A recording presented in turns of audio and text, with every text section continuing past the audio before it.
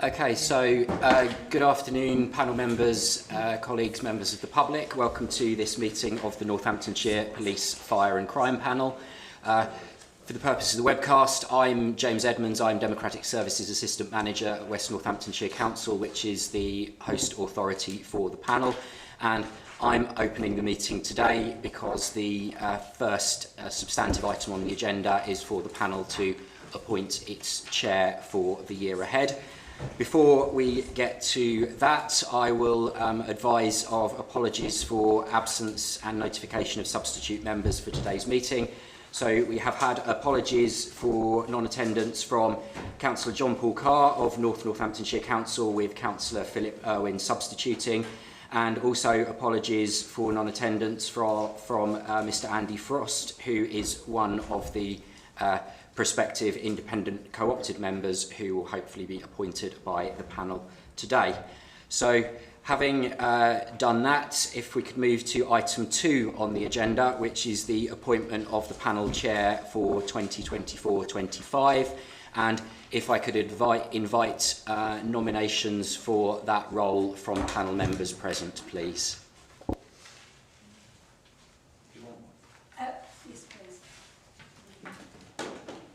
I would like to propose Councillor David Smith as the chairman. And is there a seconder for that? Councillor Baker, I'll take you first. And are there any other nominations? Okay, I see none, in which case if I could invite the panel to confirm that the appointment of Councillor Smith as chair for the year ahead. Agreed. Agreed. Thank you.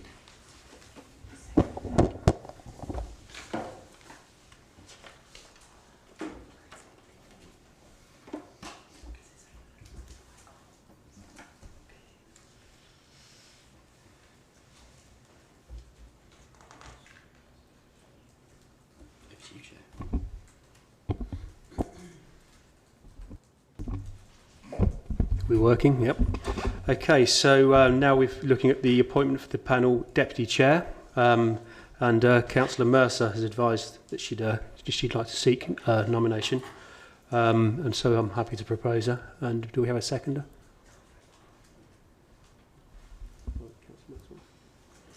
Thank you. Is there any other nominees?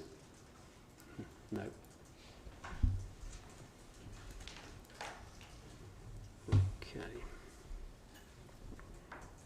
So Councillor Mercer is our deputy. Thank you. So to item 4, we've got notifications requests from the members of the public to address the meeting, and we have Councillor Matthew Binley. He wishes to speak on item 9.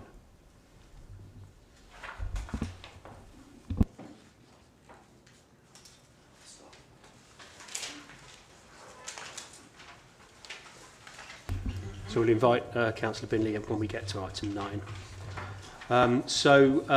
Declarations of interest. So if any members have a disclosable pecuniary interest or non-statutory disposal interest, if you could make us aware. And should you suddenly find you have during the meeting, if you could just make us aware. Thank you.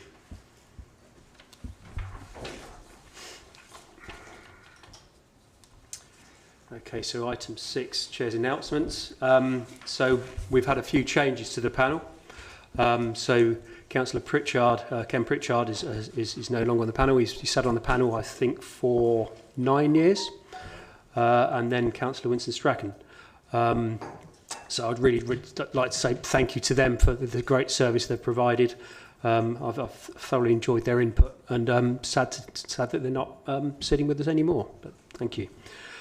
The next thing is to welcome the co-opted members, and yes, subject to us confirming those appointments. I did have a note here saying the Commissioner will be joining us at 1:30, but I see she's here nice and early, so thank you, Commissioner. So we've got a fairly busy afternoon, so if we can be fairly focused on our comments, etc., this afternoon, so we can get through all of our business. Otherwise, we'll all be here at tea time. So thank you. So moving on to item 7, minutes of the previous panel meetings. Does the panel agree to the minutes for the meetings for December 2023 and March 2024? Are we all happy with the accuracy of these 6 sets of minutes? Thank you. Okay, so moving to item 8, appointment of independent co-opted members. I'll invite James to present the report. Thank you, Chair. Just before I get on to that, I've just had a message, apologies for lateness, from Councillor King, who is on her way. Okay.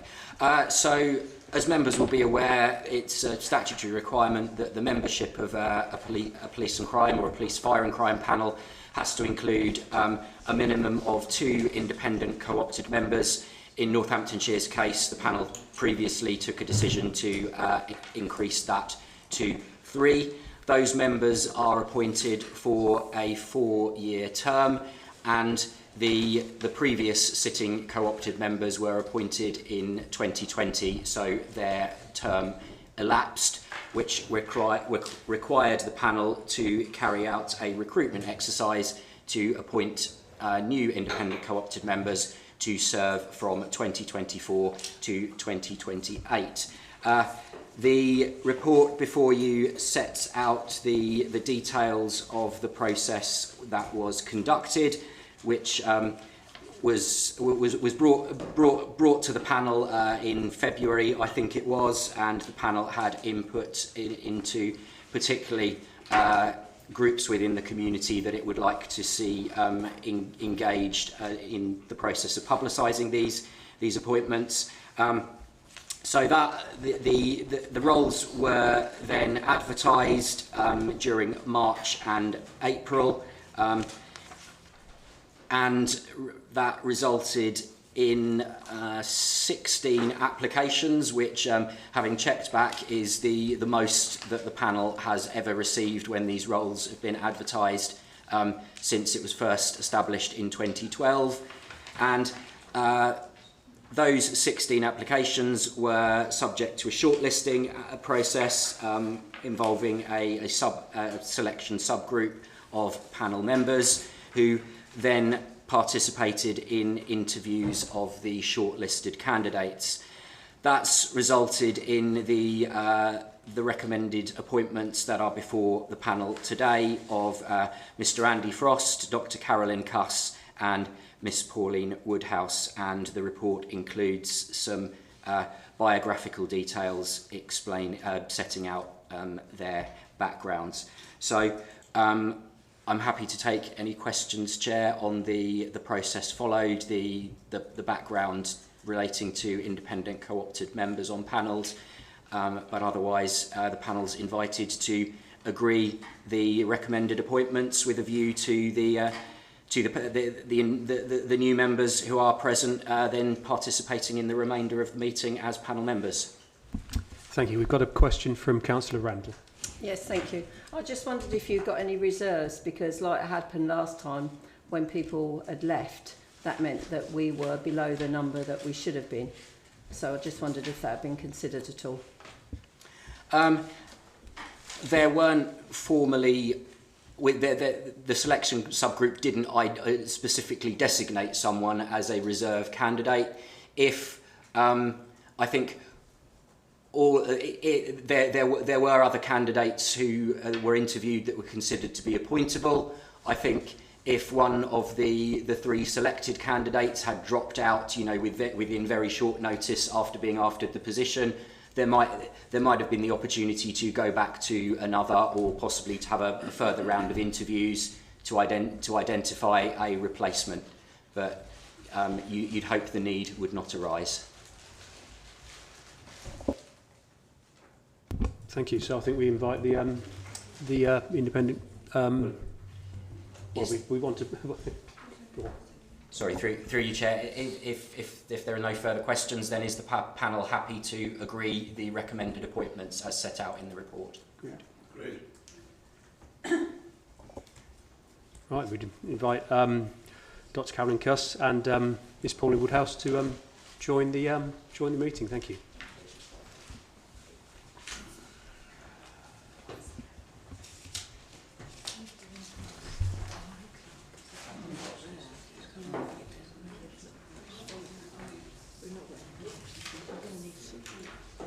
or move the mic.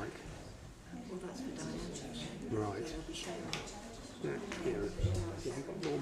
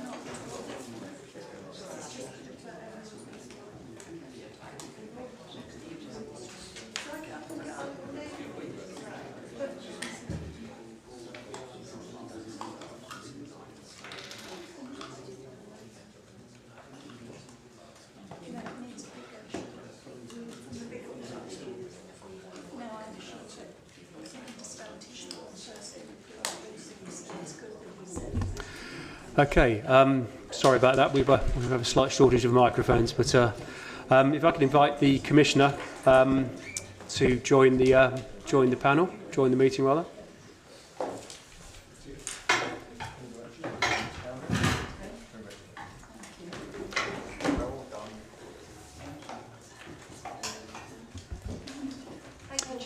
Okay, so yeah, if you'd like to make your initial comments on your priorities and challenges following your election.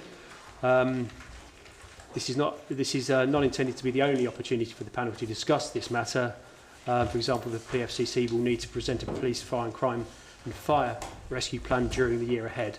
So, if you'd like to just say a few words, and then we'll ask the public speaker to speak. Thank you. Lovely, thank you very much. Chair, you will share the ambition that I have got, and the panel will share it, which is to make all our communities safe. Not only to make them safe, but to make them feel safe. They're two different things, aren't they? People often feel safe, and when I talk to the police about it, they say, no, actually, it's a relatively safe area, but the fact is that people don't always feel safe. So we need to do a huge amount of work on that. And the other big thing that we need to do work on is trust everywhere, every which way you look. There are reports that say the public no longer trust the police. They trust the fire service, but they don't trust the police. And we are hearing from the Home Secretary very recently, yesterday in actual fact, that people no longer trust the law. So I think this is a very serious situation that we're facing, and we need to do something very smart about it. So there are a number of things, aren't there? I think people need to feel the assurance and the reassurance of having visible policing. I've made that one of my top priorities. In connection with that, I've been saying to people, we know the police can't do everything on their own. They need to work in partnership with other people. So I'm really pleased the new government is bringing forward the concept of having policing hubs which have multi-agency teams in them. So when there is a mental health crisis that the police are called out to, they can go accompanied with a mental health worker. If there's a crisis involving young people that the police are called out to, they can go to that crisis to sort it out with youth workers. And I think that would be very, very helpful. So I think that whole concept about neighbourhood and visible policing is really, really important. This week, I've been very fortunate to receive the first presentation from the police force looking at the design of that. I thought they had done it really, really well. And it is something that I would like to bring to this panel for you to have a look at as well, if you find that acceptable. There's more work to do on it, but I think at the first stage development design, I think you would find it very, very interesting. So that'll be obviously one of my huge priorities. The second thing, of course, is we need to bring the rate of crime right down. It's completely unacceptable when you look at violence against women and girls, knife crime, drug-related crime, all kinds of crime. It's at unacceptable levels. And there are areas of the county, Kettering is a case in point, where the numbers of crime and the numbers of people experiencing crime in their locality is way above the national average. and so we need to be addressing those issues really smartly. I'm really keen that we put a lot of focus on prevention.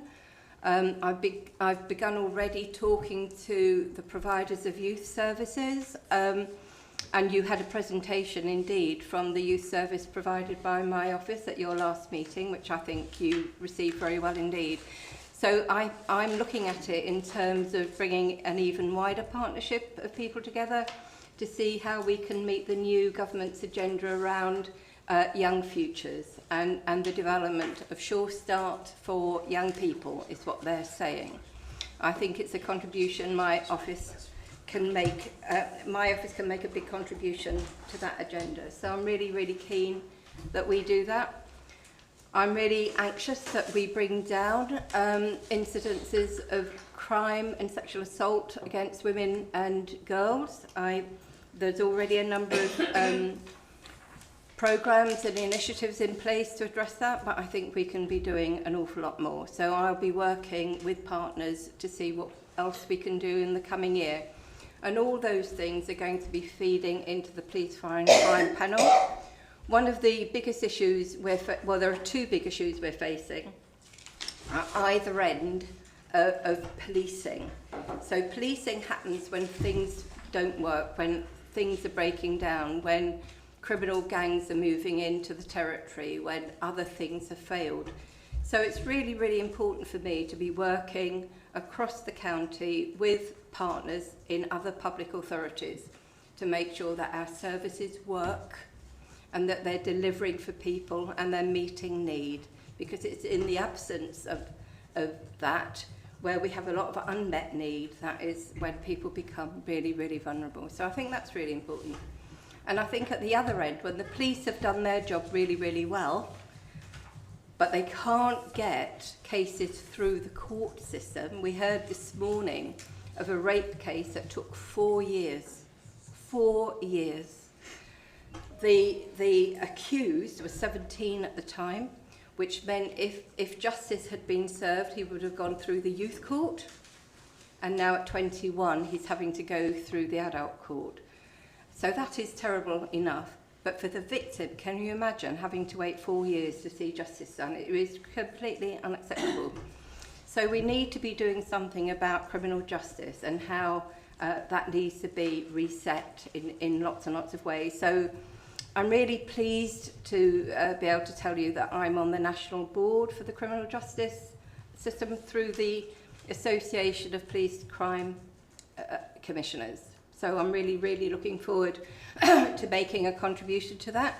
And of course, the contribution I make to that will be built on all the discussions and partnership working with people within the criminal justice system. So we had a meeting this morning that I thought was really, really very productive on that level. I'm really keen that we reset our relationships with the fire and rescue service. I don't think that relationship has been as it should have been for a number of years. So I think it's really important for me to reset that relationship. And I really want people to understand there is a difference between humanitarian rescue and enforcement. Firefighters are not enforcement agents. And that line needs to be very firmly kept, it seems to me. So one of the issues that you may be aware of nationally, highlighted by the firefighter strike in Merseyside, is questions around crewing and levels of safety in terms of what we expect our firefighters to put up with. I have been assured by our firefighter service that they will never allow crews of 3 and that they will maintain the line at crews of 5 going out, which I think is the safe level to be at. So I'm also the national body for the fire and rescue service. So I'm hoping that working with the firefighting service here will help me understand what the national priorities are going to be, and I will be able to take them forward as well. Shall I leave it there, Chair, and invite questions?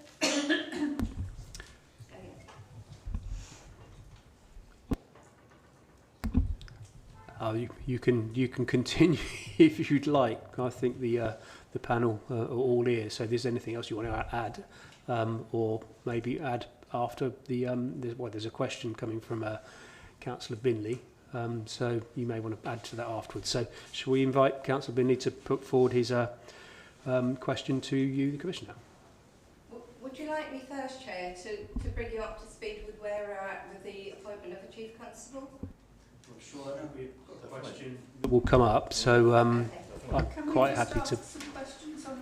Yeah, so what we'll do is we'll hear the Commissioner's response to that with regard to the Chief Constable, and then we'll have Councillor Binley come and ask his question, and then that will then, following from that, will be an opportunity for the Commissioner to respond to that, and then questions from us.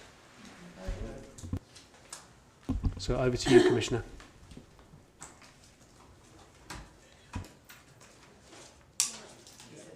Oh, sorry.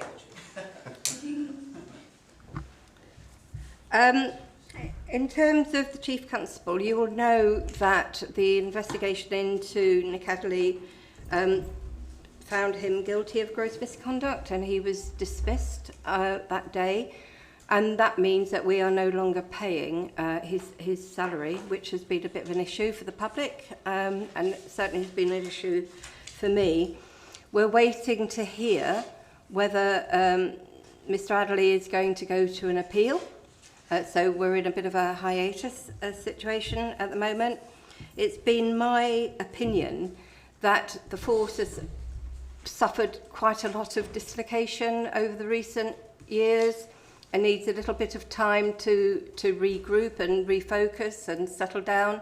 And so we've asked the interim chief to carry on with his senior leadership team that he's just put in place for an interim period while we get to grips with what we need to do. So we've been doing checking on vetting. You will be aware that the most senior 8 leaders in the police force have just undergone a very intensive vetting procedure.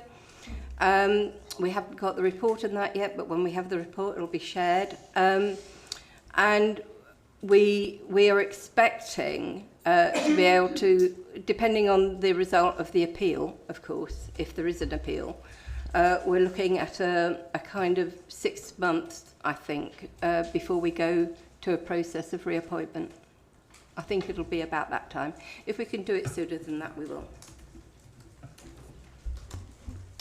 Thank you. So I'd like to invite Councillor Binley. Sorry, I've had you on the start line for a few times, so if somebody could pass a microphone for the public speaker.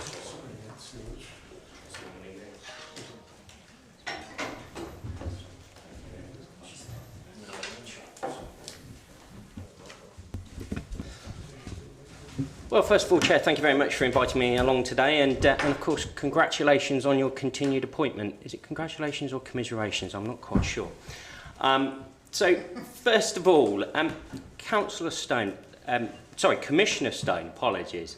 Later on today, this panel is going to hold a confirmation hearing. What I'd like to know is where will the funding come from in regards to that proposed appointment? Would the £55,000 not be better used on funding an area of the Commissioner's priorities that have just been mentioned, or even additional police officers, as an example? Chair, I'd just like to read out some extracts from quotes made, as it's quite interesting because, of course, the Commissioner's just said and has talked about rebuilding trust in the service, so it's relevant to what the Commissioner's just said. So Adam Taylor from the FBU previously said, Danielle Stone has the experience, understanding and commitment we need to keep the public safe. We're backing her candidacy because of her unparalleled levels of experience and her commitment to bringing back trust to the Office of Police, Fire and Crime Commissioner.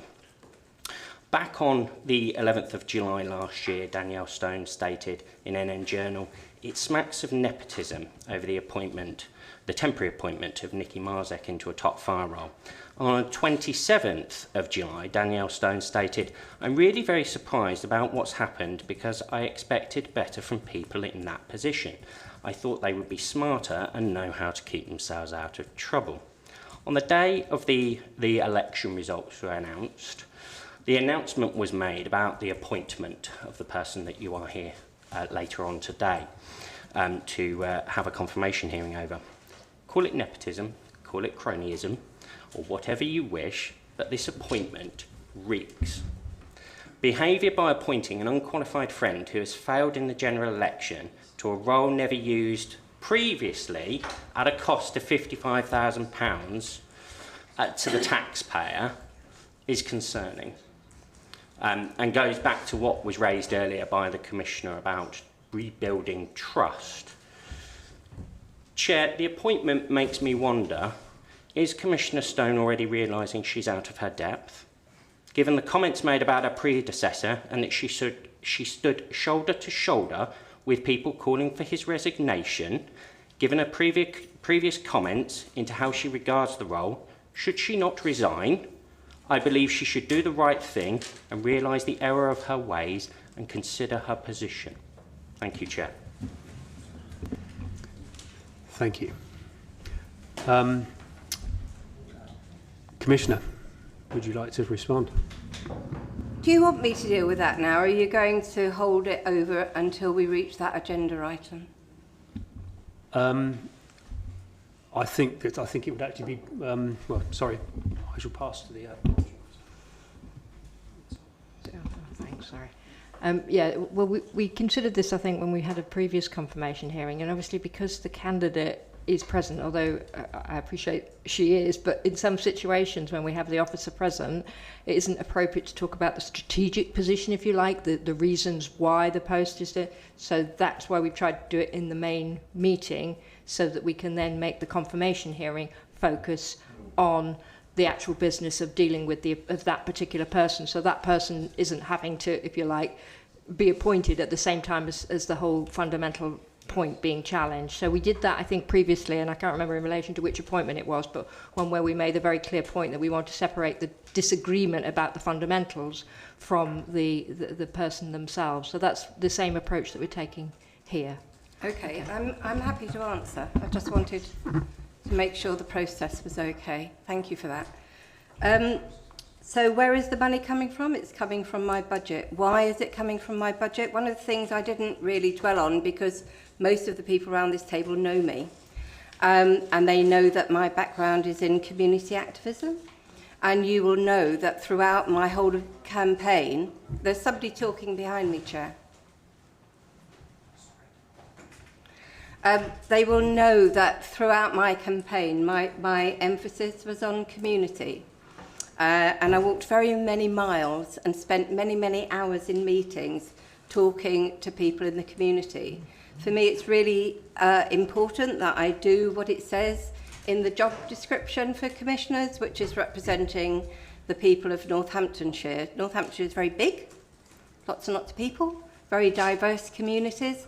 I can't possibly do that on my own, and so I need a deputy to help me do that. I want to make something really clear.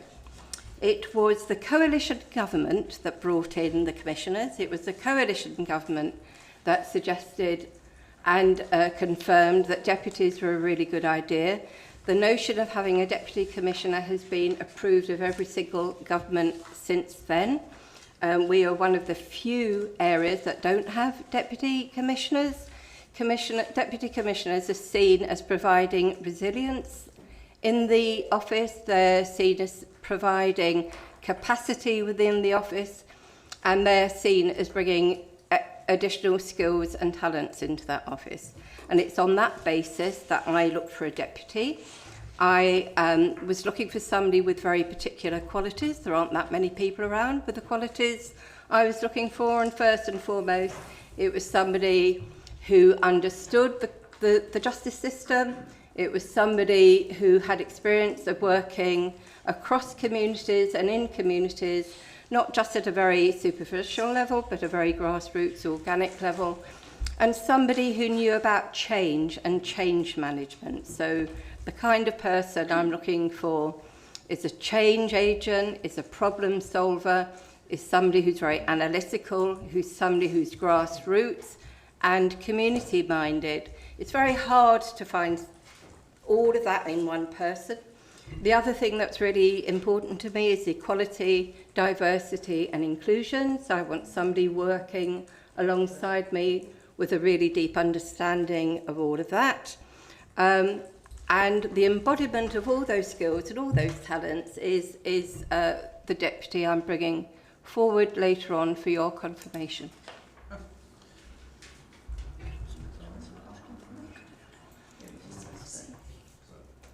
Can I also just say, Chair, that the deputy, as outlined originally by the coalition government, is a political appointment.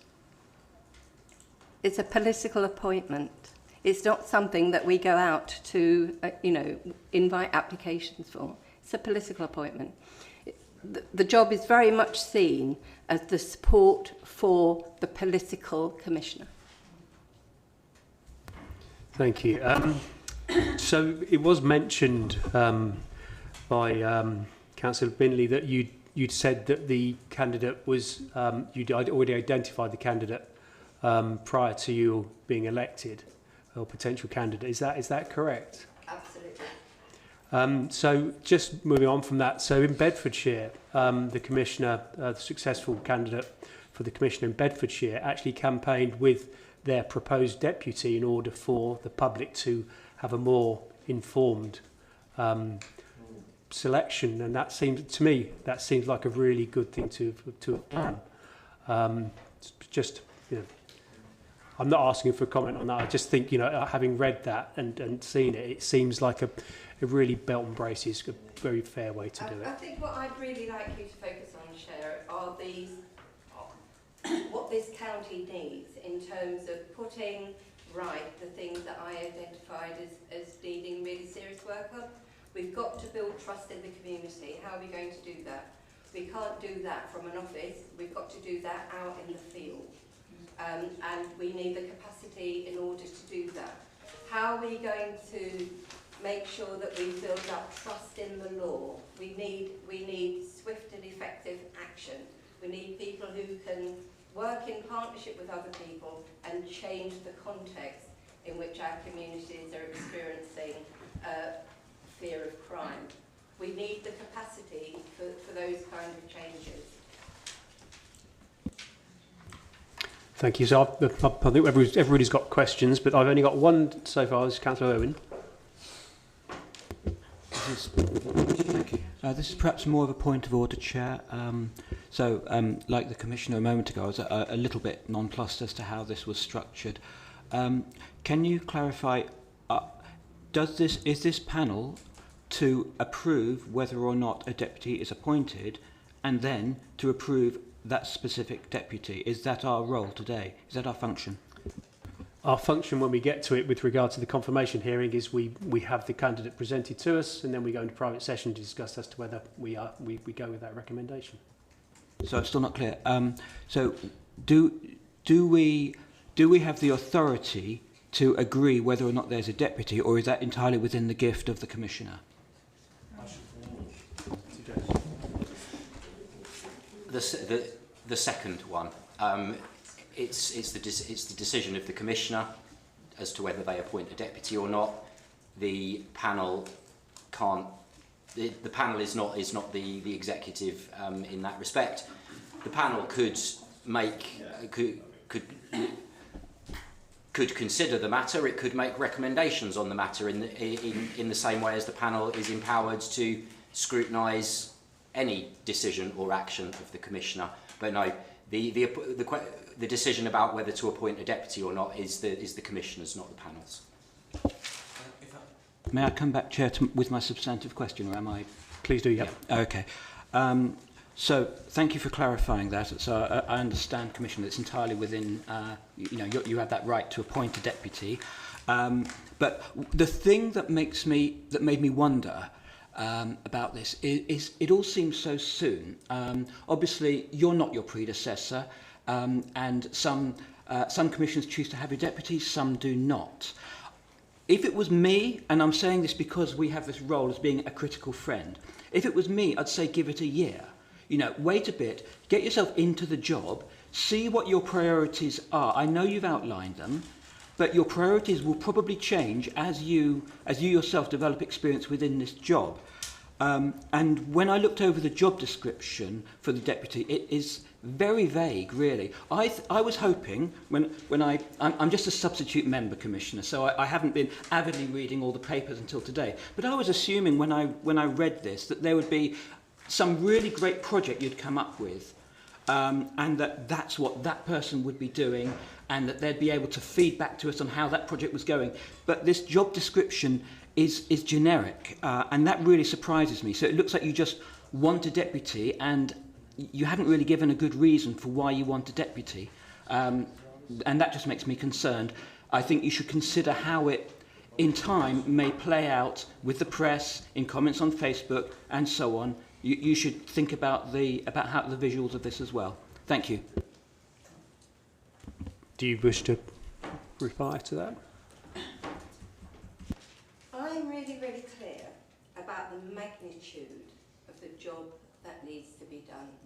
We are in an indefensible situation with really high crime rates, higher than the national average, and we've got to bring them down. We have lost the trust of communities. We have got to restore that trust. The only way of doing that is being close up and personal. We cannot do it from a central office. We need to have the capacity to work with communities, to build partnerships, to change the context we're living in. I don't want to have a deputy that I instruct to do something that's already been decided. I want to have a deputy who's working alongside me to co-produce and co-deliver projects that are going to really support policing and going to really support the fire and rescue service. That will be their job. I need somebody who's used to analysing what's wrong, who can problem solve and find out what would be right, who's really experienced of putting multi-agency partnerships together, and who can really chase through improvements. Thank you. So I've got a list of speakers, so just so everybody knows they're on or not. So I've got Councillor Gonzalez de Savage, Councillor McGee, Councillor Maxwell, Dr. Cuss, her first question, Councillor Randall, Pauline Woodhouse, and Councillor Mercer. So first on the floor, Councillor Gonzalez de Savage. Oh, and we've got Councillor Baker. Thank you, Mr. Chairman, and congratulations on your appointment as chair for the panel going forward in this mid-term position that we're in, and a very warm welcome to the independent members who are joining to also, I think, make this panel robust. Obviously, we can't be joined by Andy Frost today, but I wish him well as well in going forward. Mr. Chairman, there are several matters that have been raised and several questions that have been put to us in terms of different things that we're talking through. But I have to say that here in the Commission, a very warm welcome to Commissioner today, the first official meeting, and her team. It is really important to be up close and personal. These are words, obviously, that you've used, Commissioner, in terms of being frank with the members of our community and obviously those representatives of the community also. I completely understand your will to try and make us a safer place. I know you've used the term safe. I'd hope that Northamptonshire is a safe county, and certainly versus other parts of the United Kingdom and the world, we are very safe, but quite clearly making our county, we shouldn't be complacent, safer is absolutely the right trajectory and the right mission, a top priority. I certainly would welcome, when it comes to a deputy from that point of view, and picking up Councillor Irwin's points there, I'd welcome your role to be developed further and you as an individual to obviously gain the attention as it has to be, because it's an important role as being Commissioner, and have some traction from that perspective. We wouldn't want to mislead the public that it's not just you, it's somebody else as well, because you are the person that people have effectively elected into the role, and therefore you have that core responsibility.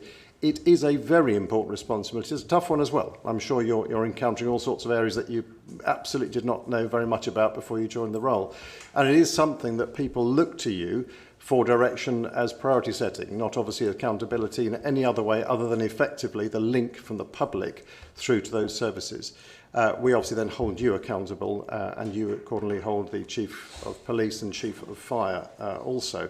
And on that basis, any money that's spent, realistically, I would love to see diverted into fire and rescue, and obviously into police as well, frontline. It's absolutely crucial that we have as many firefighters as possible, and I absolutely appreciate that the police resources are totally stretched. They always are, whether it's a nighttime or a daytime coverage of our area. everyone will always say that there isn't enough visible policing. It's a guarantee. We've always had it. You've had it as a councillor, and I'm absolutely sure that's continued to be raised. Your pledge about 5 firefighters in crewing terms is a good one. I'd obviously welcome to see a larger number wherever possible. Can I ask how the retained features within that? Because quite clearly, many of our stations, as you know, are retained stations. What your plan is for retained stations, and effectively, some people term them as volunteer or part-time. They're not. They are firefighters in their own right, absolutely, and they make our service resilient as a rural community as we are. Whole-time firefighters are superb individuals, and they need as much support as possible. So I'd like to hear reassurance that proper plans going forward will do that for them as well, to ensure that they have that resilience behind them.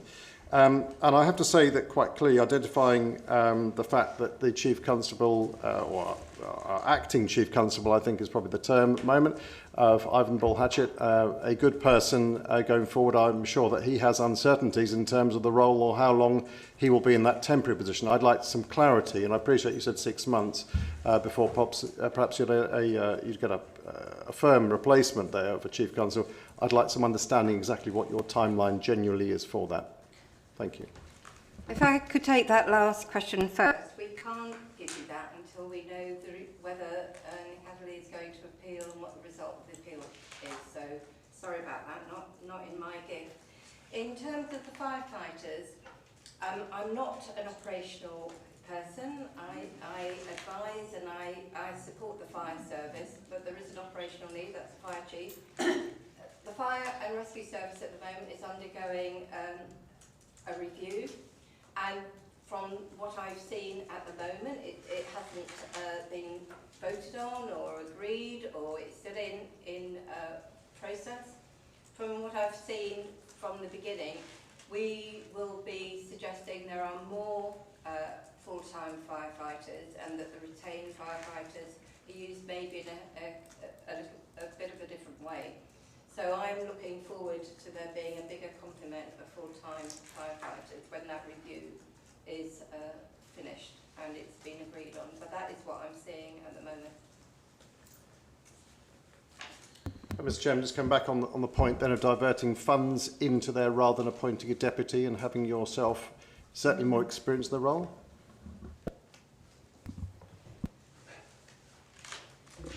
I've been working on strategies for policing and fire for 2 years, as you probably know, Councillor, because I've had lots of conversations with you about what the needs are. So I've come in to the position with quite a lot of background and information, and I have been amazingly well supported by my office in terms of bringing me up to speed with all the things that I need to know. My understanding of what Northamptonshire needs has been developed through a lot of discussion with communities. There is a huge need. I've had a meeting recently with all the parish councils. There's a huge need there. I've had discussions with the Farmers Union. There's a big need in the rural communities.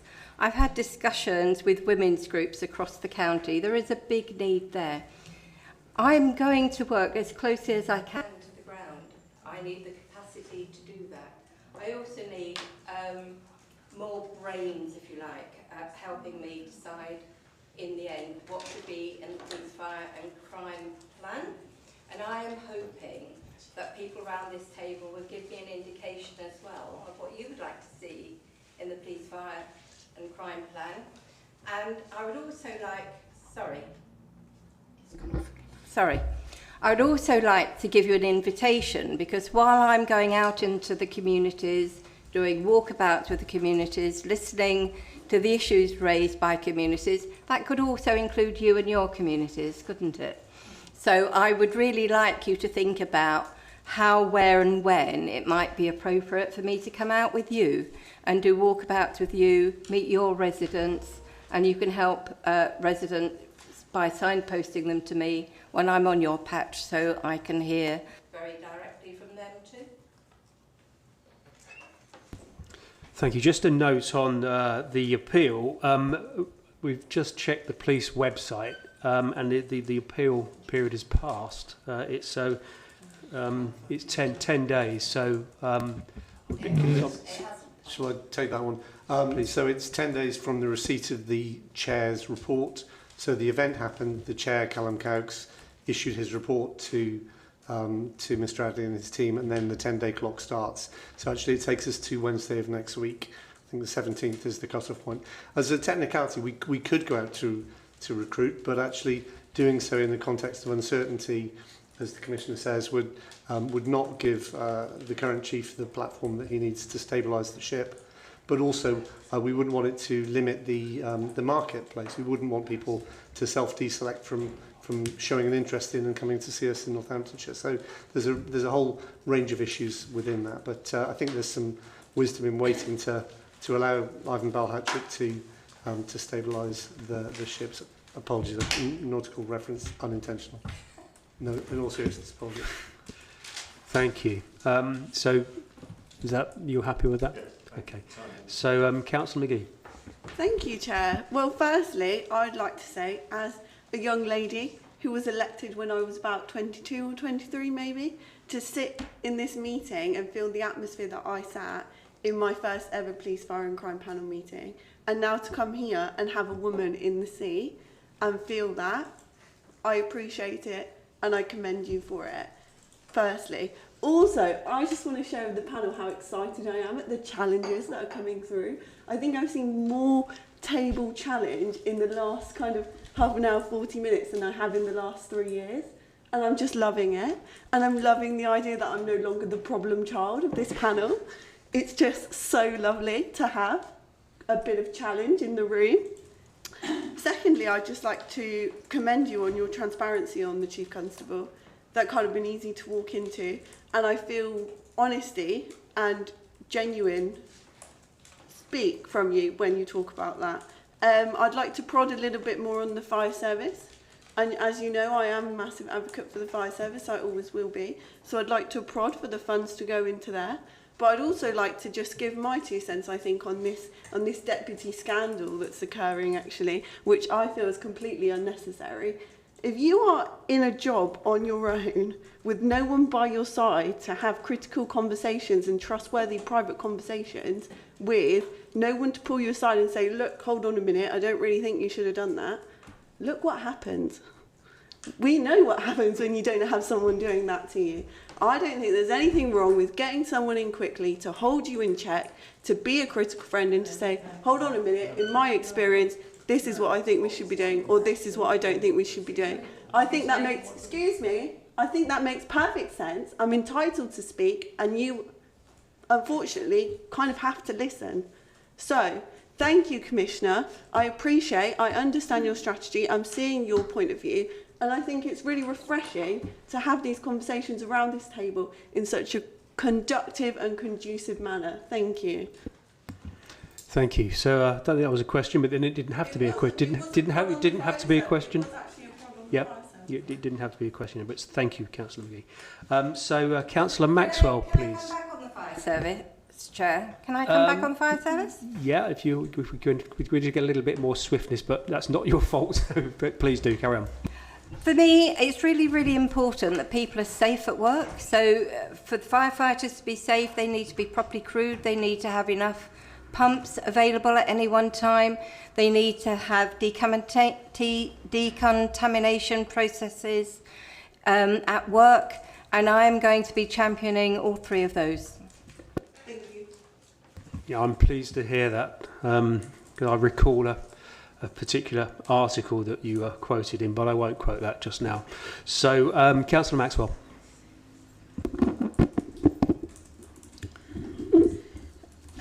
I have a number of questions to ask you. First of all, the public weren't aware of this appointment and the cost of £55,000 a year. I think that needs to be questioned, because at the end of the day, that money could go into other areas which do need 55,000, like police or fire. Secondly, there isn't actually, whilst you said there was other commissioners with deputies, in fact actually that is not true. There are lots of areas which do not have deputies. The other thing is, the next question is her CV. We've not seen it. Was it advertised? No. You can't sort of suddenly have an appointment and then have some sort of close-knit, oh, well, I can have a friend in the appointment. Was this advertised? I don't think so. And what you've actually put down about the person doesn't actually explain who she really is. The other thing is, you mentioned she's worked in the community. Well, I gather she was a special constable for 2 years and 5 months. So I suppose you call that a community. And the other factor is, as we know, that she is a councillor for And that's, the West. Councillor Maxwell, I think we need to be a little bit careful on how All right. you're speaking. Okay. And just with reference to the advertising, there is no requirement for the we'll see Commissioner about to But advertise I it. think the thing is, what I'm trying to say is that £55,000 for me could clearly help working with young people in the community. And I think at this particular junction that we do not need to have somebody now. You may decide in a year's time it might be useful, but I think at the present moment it's not required. I'd quite like to know from my questions exactly what you're aiming to do.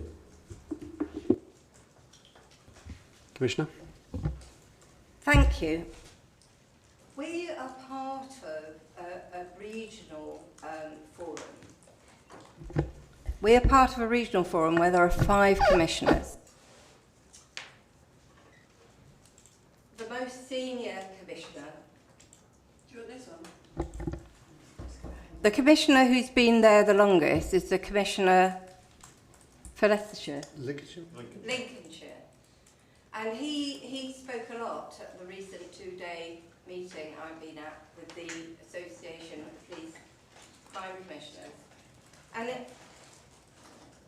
And his comment was he doesn't understand how any commissioners can do their job properly without a deputy. And his advice to everybody, all the new commissioners, was that they should certainly get a commissioner, a deputy commissioner, as soon as they possibly can. And the new commissioners are certainly doing that. So I met quite a few deputy commissioners at my first meeting with the APCC. And I have to say, it is a really strong recommendation from the previous government and from the present government that we do have a deputy commissioner. I take it really seriously. I think in this county we have suffered a huge amount of really bad decision making, which has cost us a huge amount of money. If you think about the payoff, we don't know. I still don't know how much Mark Jones cost us when he left. I still don't know how much it cost to release Nikki Barzak from her role as fire chief. Could I just comment? I think you're wandering slightly, if I may say, Commissioner. I'm trying to make the point, Chair, that there's been an awful lot of wastage of money predicated on bad decision making. I don't want to repeat that mistake. I want my office to be full of people with good decision-making powers, where we hold each other with checks and balances, and that is one of the reasons why I need a political deputy. I think that, yes, thank you for that, but the wandering from, I mean, there is some questions there, but I think I'm not comfortable with you wandering off him to drag over old things. There was a mention of the CV. Now, you don't have to present a CV, absolutely not. But you were very clear in your criticism, referenced the previous chief, the chief constable, and you actually said that you would read every CV. You assured for doing that. Sadly, this panel has not been afforded that same benefit. And as I say, you don't have to present a CV.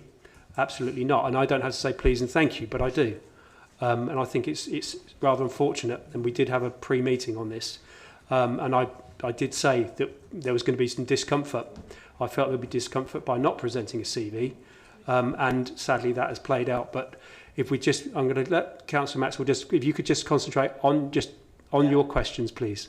That's great. I think the thing is that as a teacher, I think we wouldn't actually step in front of a class without making sure that we have credibility. And we have to make sure that when we actually apply for a job, that we produce a CV, not a new CV, but actually to make sure that we're showing that we're telling the truth. And so what I'd like to know is that do we actually feel at this particular junction that having a deputy, which you say is the right way forward, actually, without real checks and balances, how do we know exactly what we're going to do? Councillor Maxwell, I think that has been covered. That has been covered, and I think we have to be more than reasonable here. I think we will just, if you're happy, we'll move on to the next question from Dr. Cuss. Thank you. So thank you. Thank you, Commissioner, for giving a sort of overview of your ambitions. So for me, I've just some questions really. What I heard was kind of a lot of rhetoric, and there's rhetoric and there's reality. So it's kind of thinking, in reality, do people feel really unsafe? How unsafe? How much visibility? How much trust is needed? Is it totally broken? What would be really helpful? Because you've got lots of ambitions and ideas, and that's great. But what would be really helpful is to have a clear strategic plan with clear priorities, how it'll be resourced, and then the question for me then is how a deputy role will be of value to delivering the strategic priorities, and that would be really helpful then in actually understanding what that role and function would be. Because at the minute it's very much, I feel sitting here, I need a deputy because I've got to get the community involved. Well, community involvement, this Health Watch, this community leaders, they could give you an insight, a real insight about how people are feeling. I've used Health Watch. It's a really great place to go to. So my question to you is where are you at with kind of you've said a lot of things, but building that into a strategic priority. The public, and I think I would appreciate a plan on a page. This is what we're going to do. These are our ambitions. These are our priorities. This is how it's going to be resourced. This is why I need a deputy, because actually, if I haven't got a deputy, I need that person to do X, Y, and Z. And I think at the moment it's just too woolly to actually agree anything like that. So that would be my view. Very interesting. Very interesting. Thank you for that. I did say in my opening remarks that we were building a police, fire and crime plan. It's a statutory obligation. We've had I think it was our first workshop looking at that this morning with everybody involved in criminal justice, from judges to barristers to probation to you name it. They were around the table. And we will be continuing to have those workshops with the relevant partnerships so they can help us build what the priorities are. I'm really clear as well that unlike what went before, my plan will have synergy with the policing plan and with the fire and rescue plan. So there's a huge amount of work to be done, but we are doing it already. We had to wait till after the election, but we've hit the ground, and we are hoping to produce that either just before Christmas or just after. But it is being worked on as we speak. Now, I don't want it just to be a plan. I want it to be the blueprint for how we take actions forward, because we need to see year-on-year improvement. But I want to do far more than that. I want Northamptonshire arising out of the damage to our reputation, arising out of the difficulties that we've been through, to be part of the shaping of what comes out of government. So I'm really, really keen on our role as putting forward and producing ideas that we've worked through in our partnerships that we can take to government. And that was something that certainly came out of the workshop we had today, some really good ideas that we want to work through and we want to take them to government.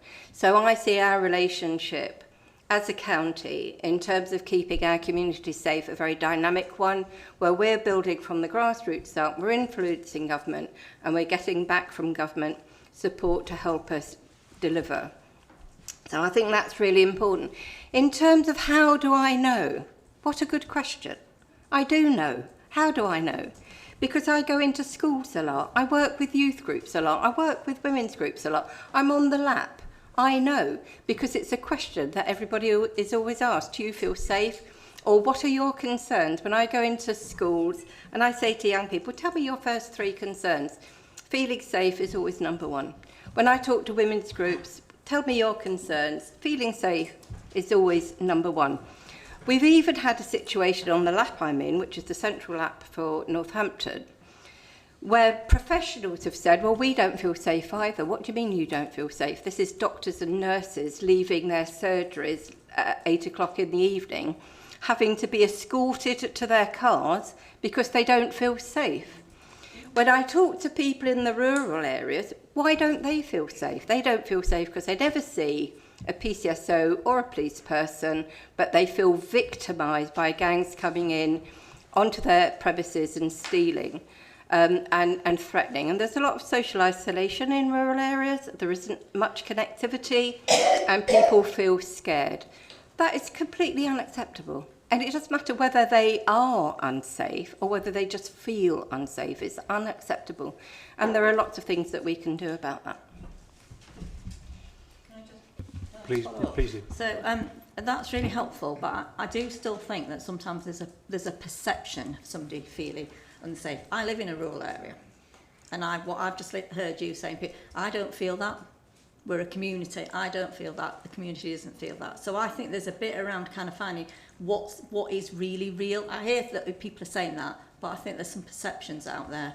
And I think sometimes we need to understand what they are. And that's a bit for me about getting that more in community involvement. It's really great that you're building a plan, and I'm really pleased to hear that. And I think I'm looking forward to seeing that. And it's great that you're building it. But I think open it up and talk to the community. Some people will feel unsafe. I work in Birmingham. I've worked in London. I get that all the time. But sometimes it's a perception, and people feel it's not as real as it is, but in some instances it is real. So I'm just saying there's a perception out there as well. So it's just kind of understanding that a little bit more. But thank you for your answer. There is a perception, but it is also real. So, you know, I'm told sometimes that domestic abuse doesn't happen in rural areas. Well, it does, let me tell you. It does. I know that there are 40 county lines in Northampton, but county lines are in the rural areas as well. And one of the questions I want to ask about that is who's providing the market, in actual fact. But there are big issues. You know, I've just been told that in one of the villages, there's child exploitation happening around their only fast food outlet. You know, there are certainly issues. Different people are impacted differently by that. But, you know, I take it very seriously. And, of course, I will be talking to communities. Thank you. I think one thing we do have to bear in mind, though, is change the thought, change the feeling, because I talk to lots of people and they don't feel what you're saying. So we've got our part to play. So I think to paint this dark picture is worrying, but we shall move on to the next question questions from Councillor Randall. And welcome. Thank you, Chair. And thank you, Commissioner. It was like a breath of fresh air, because what you were saying is what I hear amongst my residents all the time. And the fact, even as councillors, we were told that one of our car parks were going to be closed. And we walk in twos just down the road now, because we don't feel safe coming out of a council meeting, because you don't know who's around the corner.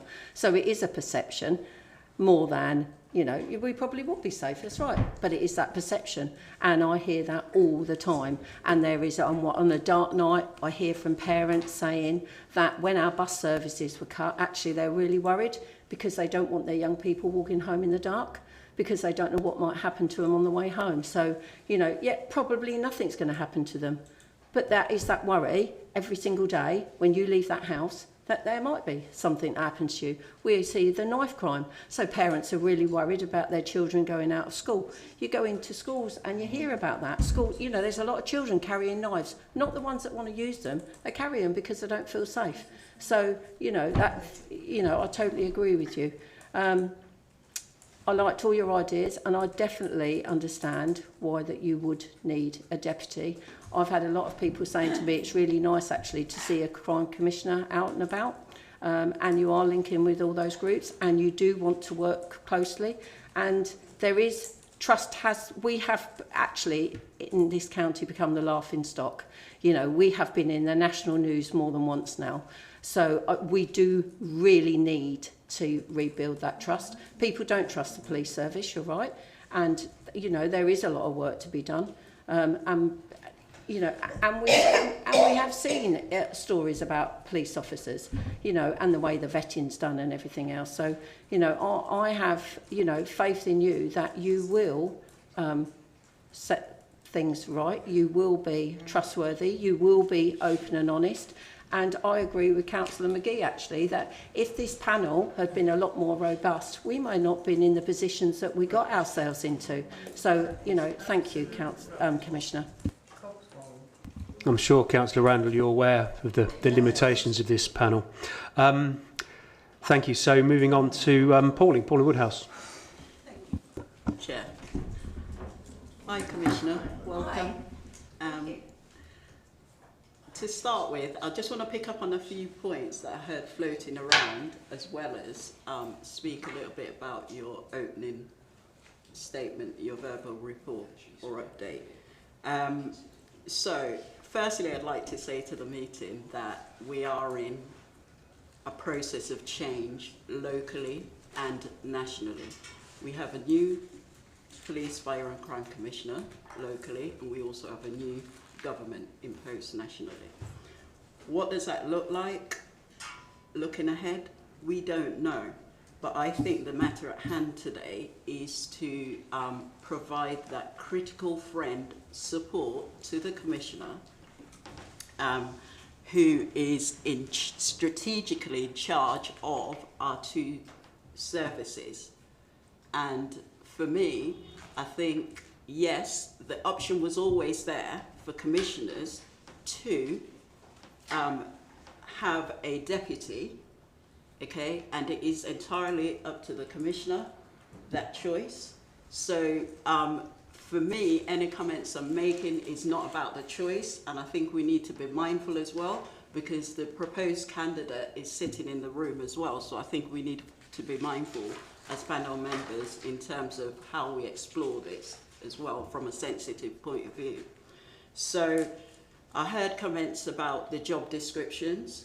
I've had a look at similar job descriptions in other areas, such as Avon and Somerset, Warwickshire, North Yorkshire, Wales as well has always had one, and the job description seems to be fine. For me, what I'm looking at here is I had questions around, okay, so it's your choice to appoint this person. I heard Councillor Binley spoke about, and yourself as well, Commissioner, about building trust and rebuilding trust and past behaviours in terms of who was selected to certain posts. And for me, you talk about building trust, and I understand that, you know, yes, you are the commissioner, and I think it would be nice to have a deputy in terms of supporting you and supporting your strategic developments moving forward, okay? But at the same time, it's good that we can reflect the community that we serve.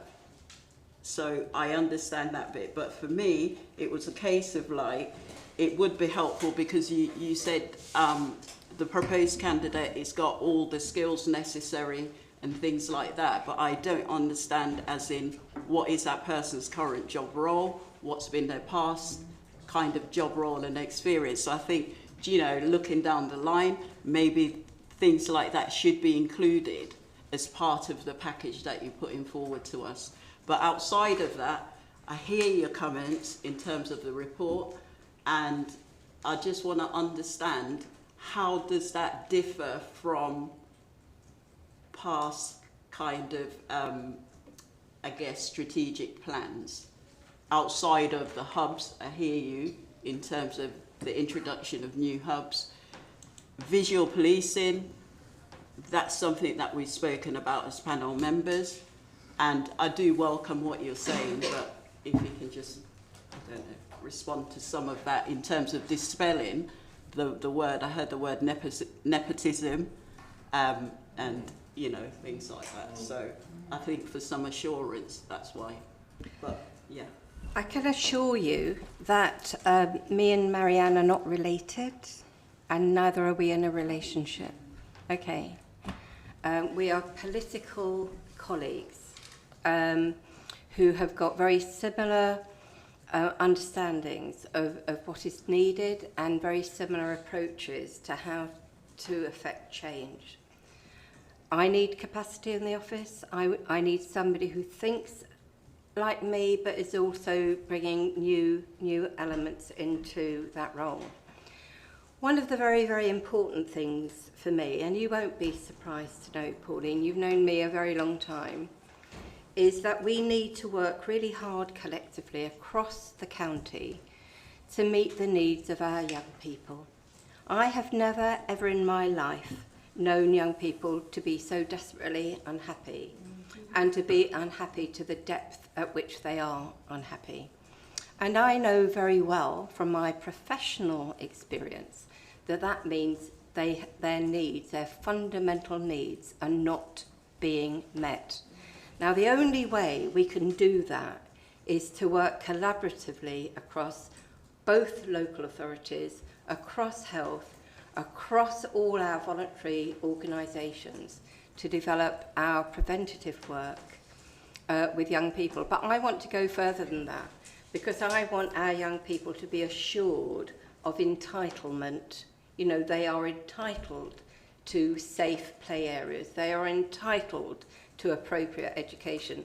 They are entitled to good youth services. They are entitled to good information support and counselling if they need it. I want to build a culture which is based on entitlement. So I want to remove those vulnerabilities that we have built in, the adult world has built in for our children. It's really, really important. And I think we can do it. I think we can reset everything that's gone wrong for our children and we can move forward. But we can't do it. My office can't do it on our own. The police can't do it on their own. The fire service can't do it on its own.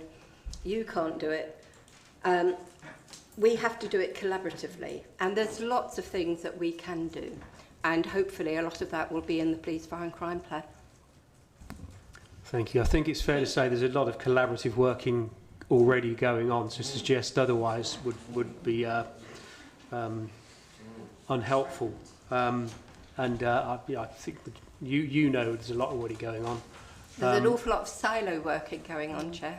We need to help people overcome that. You may well think that. Whether I agree with you is an entirely different thing. But sorry, Pauline, you wish to come back. Yeah, just a follow-up question, Commissioner. Any idea when we might see a copy of that draft? Well, you should be, before we get to the draft, you should be invited into 1, 2 or more of the forums that are helping us develop the ideas around it. So we're in the development stage at the moment.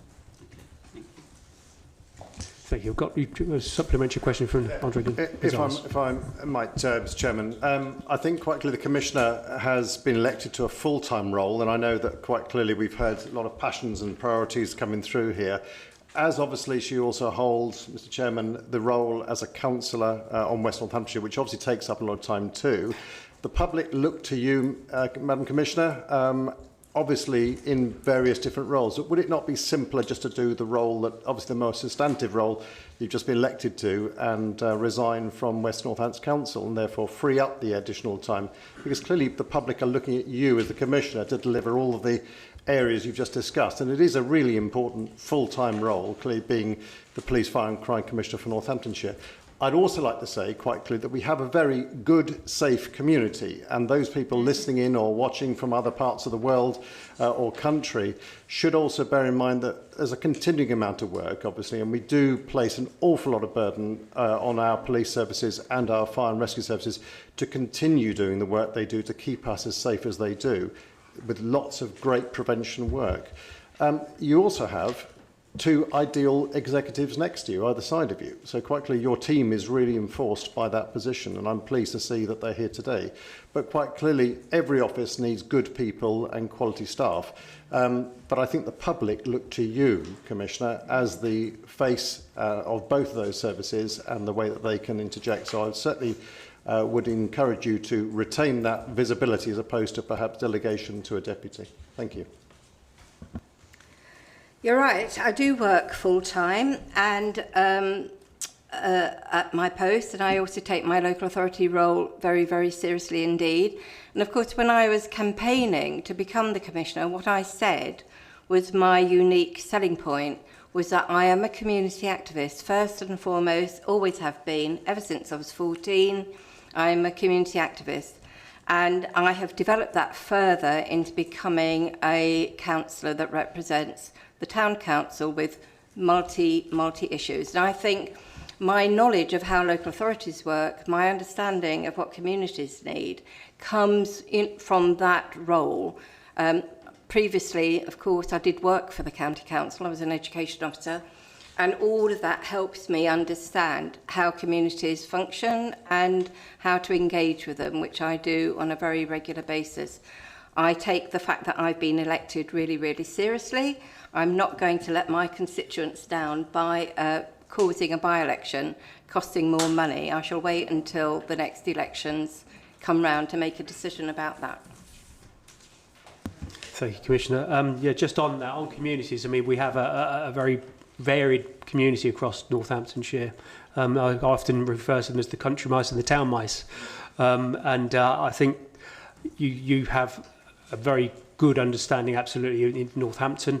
But you've already reached out, as I'm pleased to hear, into the more rural areas. I think I'd encourage you to continue to do that, because there's very different issues and how they get dealt with. But you and I can talk about that another time. So moving on, so Councillor Mercer. Thank you, and welcome, Danielle. Now, I take your point about raising out of the bad publicity. We know we've had a lot of bad publicity. Taking the point that we want to rebuild trust, and I think they're very important. Now, to my mind, if you are going to do that, the first thing you want to do is a deputy, and I quite understand your reasoning for that, and you think you've made a good case for that. However, in view of the fact of what you said about CVs, I cannot see, and I'm acting as a critical friend here, and I even told you this earlier this week, I cannot see any reason why you would not provide this panel with a CV, because I'm sure it won't show anything other than what you said, and will give fuller details and will give people an understanding of why this is your chosen deputy. But I can't understand any reason why you wouldn't provide that. I mean, we are the people that the public look to hold you to account, to make sure that you're doing the right thing and you're going the right direction. So the first thing you do is say, here's a deputy and they've got a lot of experience, but you don't give any detail. Now, I've even seen on Facebook already, comments in the press, people commenting on this, and it would be wrong of us here not to pick this up and say, I am sure there's nothing, no reason why you shouldn't have had a CV. So I cannot understand why you would not bring that CV to this panel. It just doesn't make sense. And the other thing is about the actual job of the deputy. You've mentioned that they will go along to regional and national meetings. Now, that's fine, except that I would expect you to be creating those relationships at those organisations. And if deputised for you on occasion, yeah, I can understand that, because you can't be everywhere all at the same time. But you need to be able to build those relationships, as you've already been to the APCC meeting, I know. And so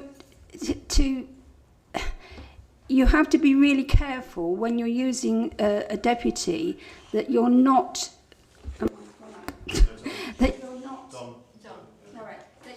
diluting that you're not diluting your role. Okay, we have this problem with these speakers in here. It's not just because of you. Now, everyone said about the safety, feeling safe. I don't get that impression around the county. And I just wonder if, and I'm sure that's true, I'm sure you're right, that you've talked to people and they don't feel safe. But I just wonder whether, when we're talking about statistics of what the crime level is in this area, we have been told already that our crime level is lower, that it went down. And so to say it's 7% higher, as you did earlier on, I think perhaps that's why people don't feel safe.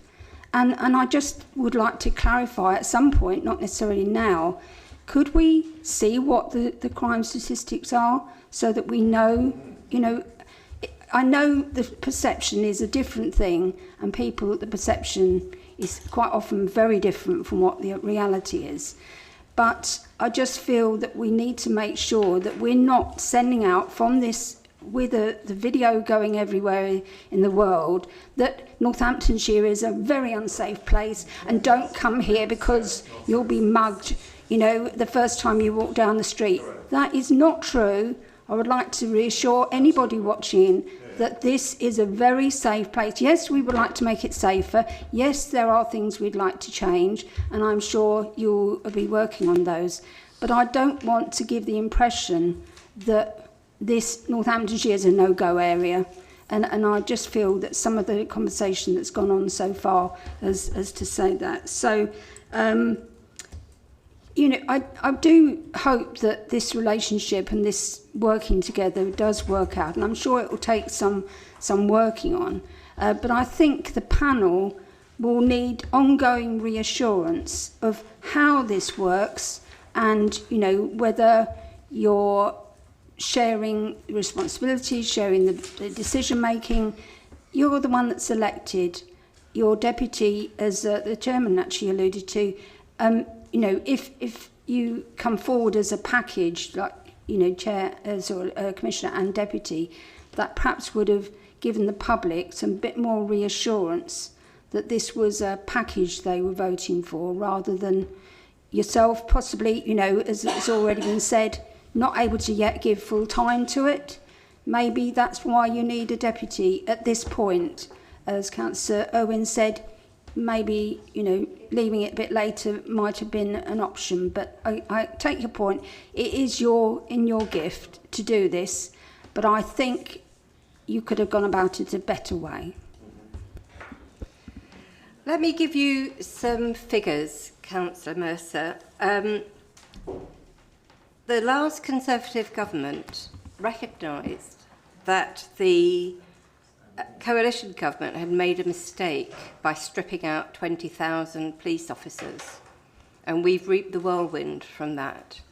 And they paid for an uplift in police officers over the last 2 years. So we've got an extra 150 police officers around.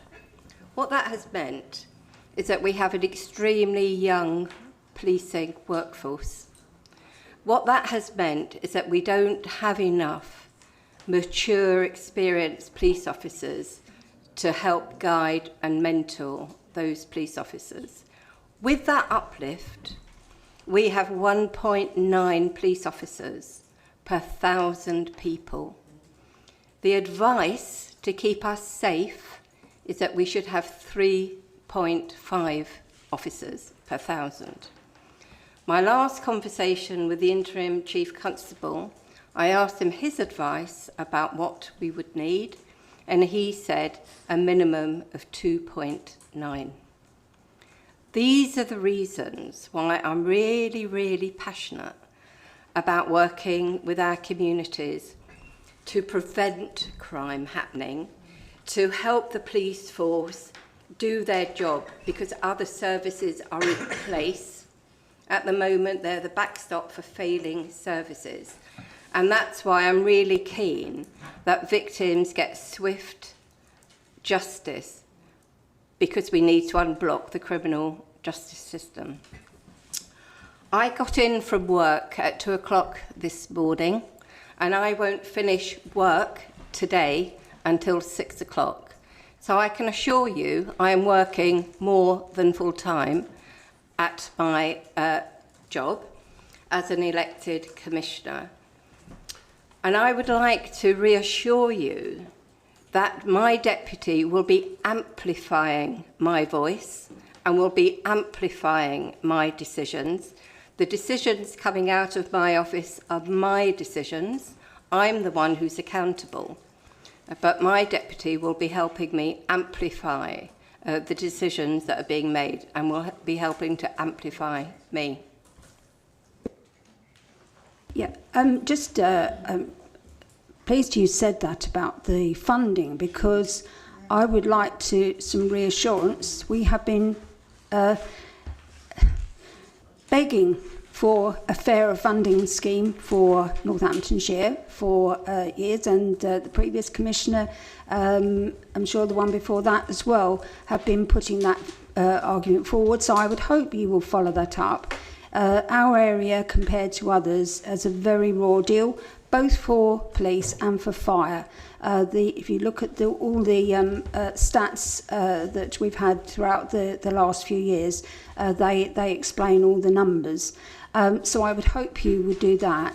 And I hope also, and I don't think I've heard you mention it specifically, we'll continue the work of the early intervention, since we already have something like 39 youth workers and early intervention workers, and I hope you will continue that work. I mean, it's on the agenda later on with the report anyway, but we all agree that prevention is far better than cure, and so that work over the last few years has been extremely important.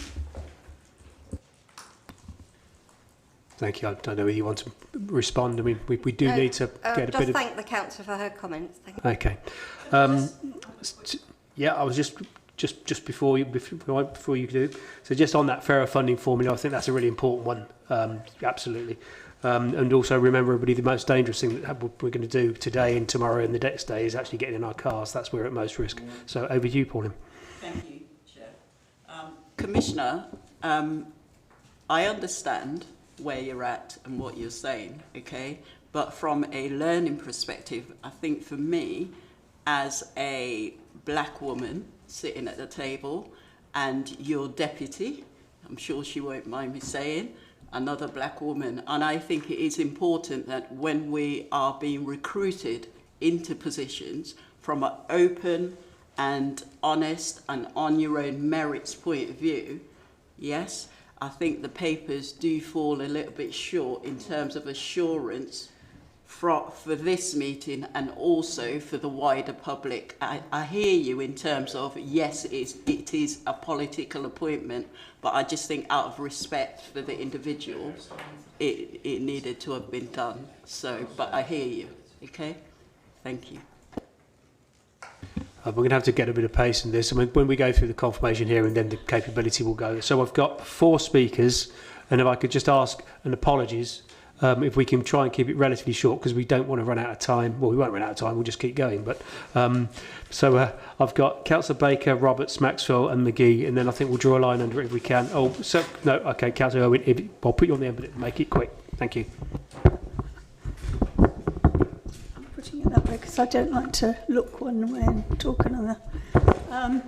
Congratulations on your role, Commissioner. Sorry, I'm so used to calling you Councillor Stone.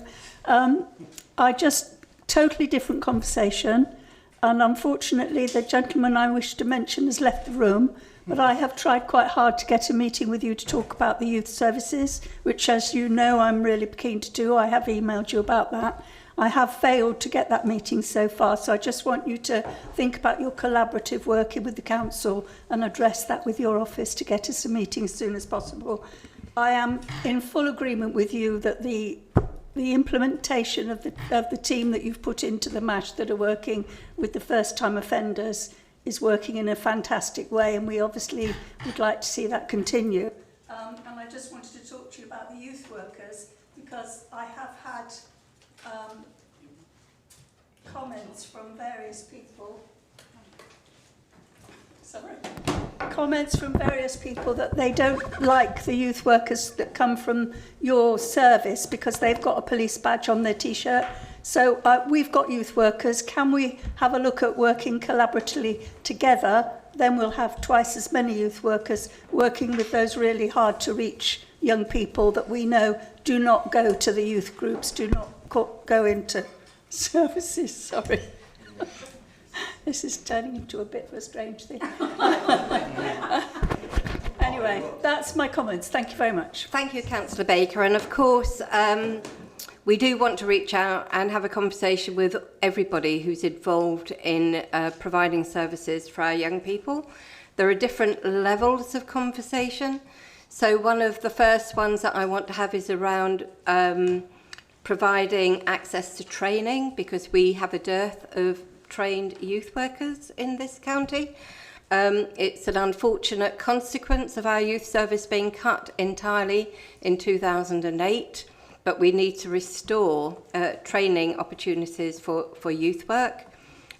We've also got, it seems to me, an obligation between all the agencies to have a really robust youth strategy going forward that all young people have had an input into and understand and own.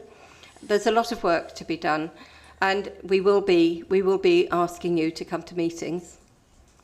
I just wanted to add in about our youth ambassadors that we're currently working on in the council, because I think that they could play a role combined with ones you have to actually have a bigger coverage working together. And it would be lovely if they could feed into the Youth Summit, which will be on November the 15th this year. Thank you. Councillor Roberts. Could I have the microphone? This one flies off. Yes. Is it on? Yes. Commissioner, congratulations. Thank you. Everybody's said it, so I won't exercise the point again, but can we please start with correct papers? With that in mind, what we've talked about today is the important job that we've got ahead of us. And you put forward your clear vision with that. We need to have a good start on this, and we need to come together. And I'm very pleased that you've admitted you need help. Few people have the wherewithal to actually admit that. And I'm looking forward to the fact that if you do get help with the right papers, then it'll not just solidify and get behind the vision, but it'll also set the pace. And I would say to you, you've said this a few times today, and I'd hold you to that we want to see more of you so we can ask you questions on how progress is taking place. And it would be useful for you to actually start finding ways of letting us know things. But as I say, I don't want to we've got to start. It's important that we start. It's like the perception of crime is far worse than actual crime itself. Let's have the right papers, please, Commissioner. Thank you. Councillor Maxwell. I would just like to follow up on page 88. There's actually the facts and figures of what exactly this county is actually showing. My concern is what you're actually portraying is you're actually saying that Northamptonshire, don't come to Northamptonshire because basically this isn't the place to visit. However, what I would like to clear up is that in the area that I actually come from, we are supposed to have a PCSO sort of roaming around. But we've actually only have seen him once. We haven't seen him roaming around. I think our issue is that young people do need to see some sort of police person. A car driving through a village isn't a police person.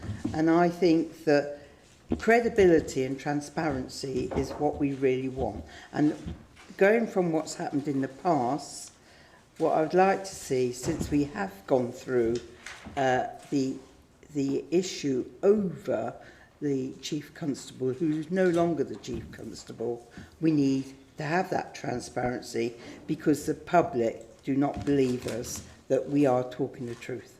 Thank you. Councillor McGee. Thank you. To those who feel safe, I say, aren't you lucky to feel safe? To those who don't feel safe, I say, I can blooming well see why you don't feel safe. Coming from the perspective of a 26-year-old woman who walks around the streets of Northamptonshire during the day or at night, whether it be in Corby, Northampton, whether I'm going for a night out at the Road Mender just over there, or whether I'm in Corby, or whether it's not even night time and I'm just walking my dog, I am on hyper alert constantly. Now, Councillor Maxwell's going to put a face and think I'm being dramatic, but when I tell you, that is what the experience is like. Okay, so now I'm going to join Councillor Mercer in her plea, and I'm going to ask Commissioner Stone, as one of her first acts, because let's all bear in mind, we're all pointing fingers here and offering criticism, but she's only been there 2 minutes. Let her just get her feet under the table and start to do some work. Let her publish some strategies. Let her listen to us and then judge. But yeah, I'm going to join Councillor Mercer actually and plea for a fresh start, for a commissioner who is led by statistics, because as we know, there was who I found a very ferocious woman who once sat next to me on this panel, who begged for crime statistics and never quite got what she asked for. So in her honour, I'm going to ask for a fresh start and some published crime statistics so that we don't have to argue over whether people feel safe. We don't have to argue about statistics and perception, because we've got the hard data in front of us and we can go from there. So that's my plea to you. As one of your first acts as Commissioner, Commissioner Stone, that's what I'd like to see. The crime stats are, of course, available. You can Google them. But what I've asked the police force to do, what I've asked the chief to do, is provide us with crime figures on a constituency basis. Great. And the reason for that is because, well, for the constituencies and for the laps. So I'm looking to see who the major players would be in addressing any of the issues that come out of those statistics. So obviously we want all the MPs to be involved in that, but we also want the local area partnerships addressing those issues as well. So I have already asked the chief to provide me with that information. But more than that, you know, it's been a bit of a concern to me for quite a long time that the local authorities, the two unitaries, don't receive information, do they? I don't see how they can do really good planning without that information, because it's a basic requirement, isn't it, of the community safety partnership. So I think that information should also go to the unitaries. Can I then remind, maybe you want to think about a relaunch of the Flare app, because that provides the data for when you're not feeling safe. That was something that was previously launched. I thought it was a fantastic tool. And you know, if it's not reported, and I think, you know, really from a broader perspective, whenever there's anything people see, report it, because if we have the data, then there's something to build it on. Because often you'll look at it from a community safety perspective, oh, it's kicking off all the time here. The data's not showing that. So I encourage all of us as councillors, certainly to encourage all of our residents, you know, if they do see something, they're not feeling safe, whatever else, or not feeling safe generally, the Flare app, fantastic app. I'm great support of that previously, Commissioner.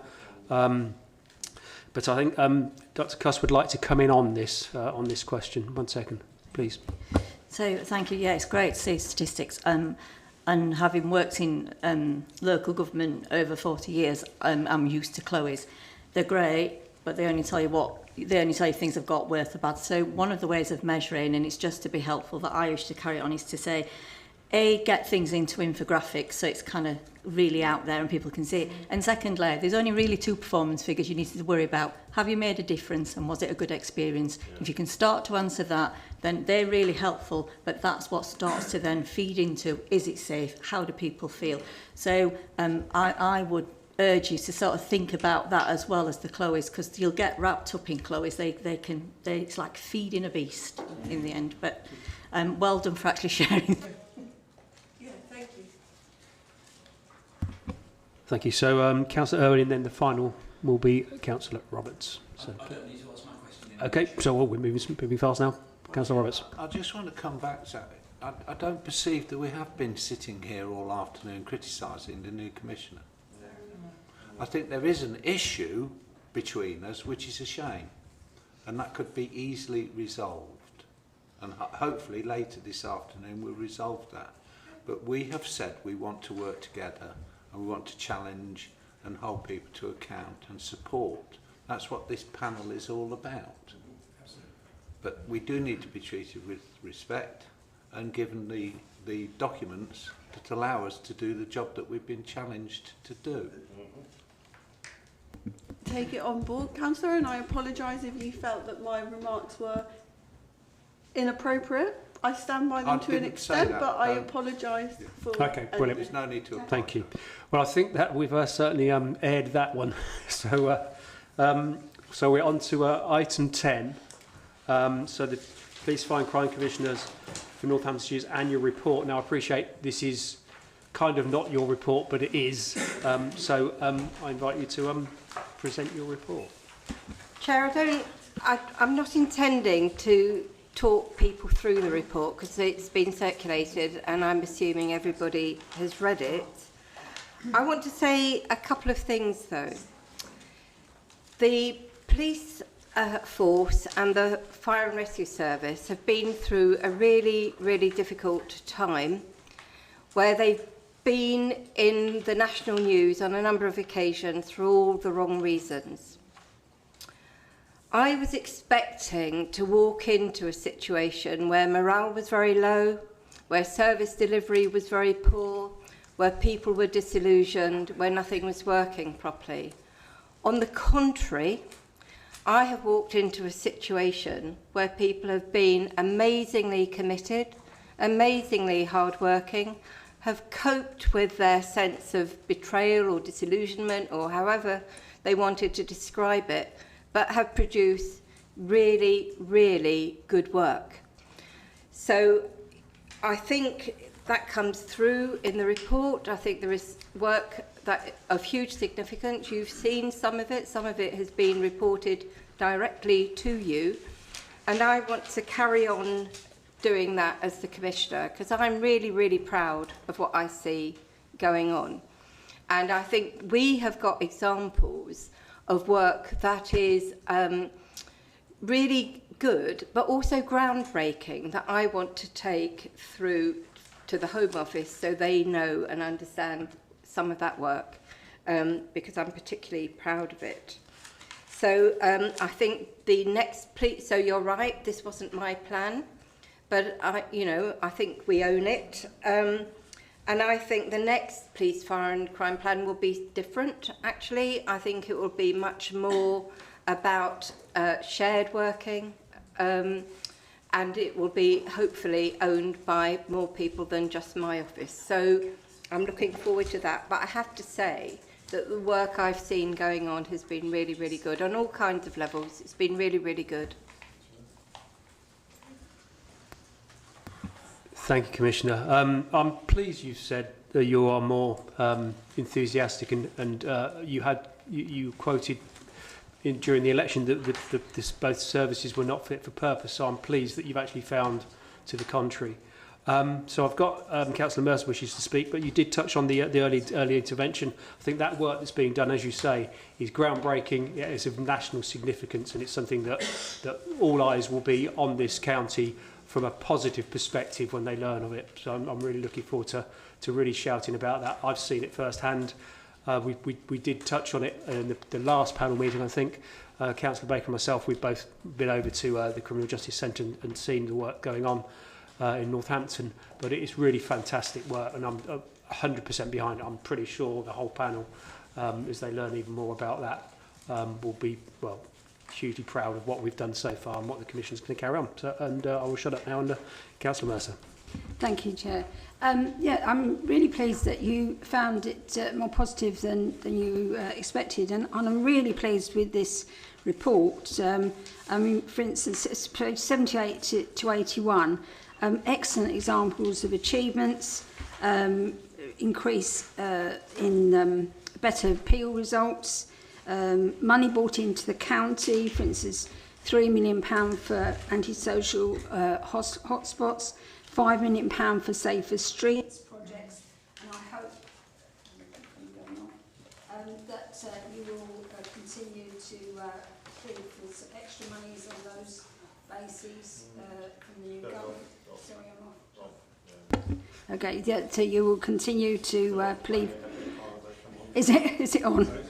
Right, and on the fire, increase from 242 to 254 whole-time firefighters, and 10 million capital investment programme, and of course, as we just mentioned, investment in early intervention. So I want people to go away thinking that we have got lots of achievements. We've not spent the last however many years running the service down. There's been some bad publicity, but that doesn't mean to say the services aren't really doing well in certain areas, and there's always room for improvement. One knows that. But I think in many respects, considering what we inherited, for instance, with the fire service, we have really turned it round. And so I'm just hoping that you'll agree with that, because I've seen sort of comments in the press that you said that we aren't able to turn out enough fire appliances, but in these papers later on it says we are. So I think we have to really look at the stats and see what we've achieved, for instance with the safer routes, safer streets. That has really brought huge improvements to certain areas, and obviously there are other areas that could benefit from that as well. So, as I say, I hope you will continue with that sort of work. Thank you, Councillor. I think one of the biggest deficits we've had to deal with over the last 2 years is deficit in leadership. I'm really keen that we get back to a position where we have got really robust leadership. What I mean by leadership is leadership that listens, leadership that is dispersed, so it's not just one person, that you have a collective of people who are willing to take leadership responsibility. I think we're going to get there slowly but surely. The bits of work that I've seen that are really good are fragile. They need continuous funding. You know, we've been in a situation where we have year-on-year funding, where we get project funding from government. You know, that is, we don't know. We're on a cliff edge with a lot of that good work at the moment. Victim support may be a victim of that. We don't know. Victim support is a really good service. So it's one of the things I'll be talking to the new government about, which will be 3-year funding packages, as well as a better funding formula. We need to be able to deliver over the longer term. Thank you. Councillor Maxwell. Well, I'd like to actually say, going on page 80, just how much has actually been done in order to make sure that Northamptonshire is actually covered. And I think that the issue is that since we've actually got that the residents pay for the police and fire separately from the rates, it's actually increased the money that they've actually get. So 23.8 million and 5 million respectively needs to be addressed, because I think that's excellent. I think that what you're painting is, you're painting a picture of us doing absolutely nothing. And that we've not done anything for the past year. And in fact, it can't be, it's contrary to the issue. The issue is we've done a lot. And I think that needs to be addressed, because I think that the police, obviously we need more police officers, that costs money. And then equally, we've actually trained, I think, 48 fire people to become firemen, or fire people. And that costs a lot of money as well, but you haven't addressed it in this report. You haven't actually said, yeah, we did actually train these people, and we have got these amount of police people, but we haven't trained many more. And I think you need to be more transparent in the report. The report does not show exactly what we've actually done. This is a report from the last. Yeah, I know. Thank you. It's Councillor Gonzalez de Savage. Thank you, Mr. Chairman. I think this is a very good report, and I congratulate the Commissioner for bringing it to us today. Quite clear there are many elements of our county that require different interventions and not one size fits all in terms of equipment, personnel, assets of any sort at all, and plans. And I would absolutely like to understand also how the Commissioner will judge success of her tenure in the role going forward. You know, what is it that she would absolutely mark as being an achievement that she really wants to see and be proud of and be judged against? I think it's really important to understand also about timescales in some of the departments, some of those areas, and I'm sure that in time, Commissioner, you'll get to grips with exactly how those are measured, what actions are taken. I had only yesterday a constituent bring to me a matter about the domestic abuse service and the very fact that there's no response after many weeks, and the unfortunate individual, the female victim, feels very vulnerable and has certainly had a situation which isn't right because she's been left out in the cold with very little contact. So I know you've just raised, Commissioner, the issues about women and girls being safe in communities. It's really important, it matters to all of us, that we're all safe in all our areas. So I'd like and I'd welcome response back on that and understand what the target timelines are for in all those departments, but particularly the domestic abuse service and how they get back to those victims that contact them. I am proud to see that on page 80 of the report that we have the keeping the community safe and the achievements that have been listed, and I'm sure you'll build on those. I very much welcome your sort of added to element, if you like, going forward, that there would be more than 5,000 homes receiving over £100 worth of free home security, 155 alley gates protecting residents from burglary, robbery, antisocial behaviour, fly tipping and rubbish. There are some really good things here, really important things that make people feel safe and safer, and I really compliment you on that. As we know, it's a county-wide arrangement. Quite clearly you represent everything north to south, and there should not be any community that feels vulnerable, targeted or isolated in any of those areas. And this is an apolitical matter that we absolutely fall foul of sometimes because people use it as a political bandwagon where it should not be. And everyone at any age should feel safe walking around their towns, their villages and their areas. And we also welcome visitors to our county as well. Visitors are really important to us. As we know, the visitor economy is worth over £1 billion in Northamptonshire. We need to continue to welcome people here safely and make sure that people feel safe. So I do urge you, Commissioner, to please go out to central government and ask for more resources because we are absolutely underfunded in every way possible. And we've been battling that plan with every single government of every colour for many decades. So please do go back. I'm sure we'll reinforce the message, Mr. Chairman, that Northamptonshire needs more resources, and I absolutely plea out to Sir Keir Starmer, the Prime Minister, not to make grand speeches in other countries about it, but to knuckle down and do the job properly in this country and give us the resources that we need and the Commission needs to keep our counties safer. Thank you. You did mention the domestic abuse service. Now, we have NDAS who do a fantastic job. I assume you're talking about them. That's outside of the commissioners. Absolutely, yes. But certainly, I'm sure if NDAS would love some more funding. If you've got some money, there'd be far worse places to spend it than there. That's for sure. Yeah, thank you. But I don't think the Commissioner would wish to respond or not. Reducing domestic violence and reducing violence against women and girls and sexual exploitation of children is very high on my agenda. How will I be measured after 4 years? We want to see a decrease in the figures, don't we? We want people to be able to report to us that they feel safer and more secure. That is only going to happen by multi-agency working. And so strengthening existing partnerships, building new partnerships, wrapping a lot more support around organisations like EVE and ENDAS is really, really important, and it's very high on my agenda. Thank you. Councillor McGee. Thank you, Chair. We can talk about fire in this section as well, can't we? Or are we moving on to it? We're moving on to it. We're moving on to it. Yeah, that's, Do you want me that's to the hold next. off then? If you can contain yourself That's all for a right, moment. I can do that, don't you worry. Thank you. Councillor Roberts. I just want to say, one of the things I think government, central government is looking for are people who can deliver.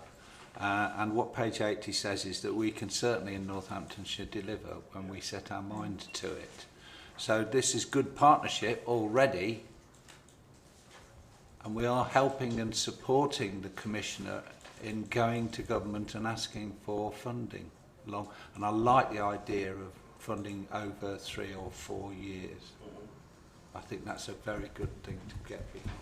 Just to really reiterate, the 3 items you've got on page 80 are all from my office.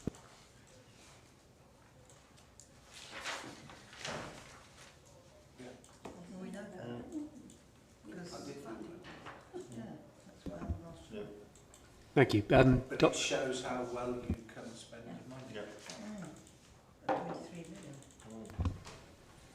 Absolutely. If you've got the money, spend it. Don't sit on it. Dr. Cuss. Thank you.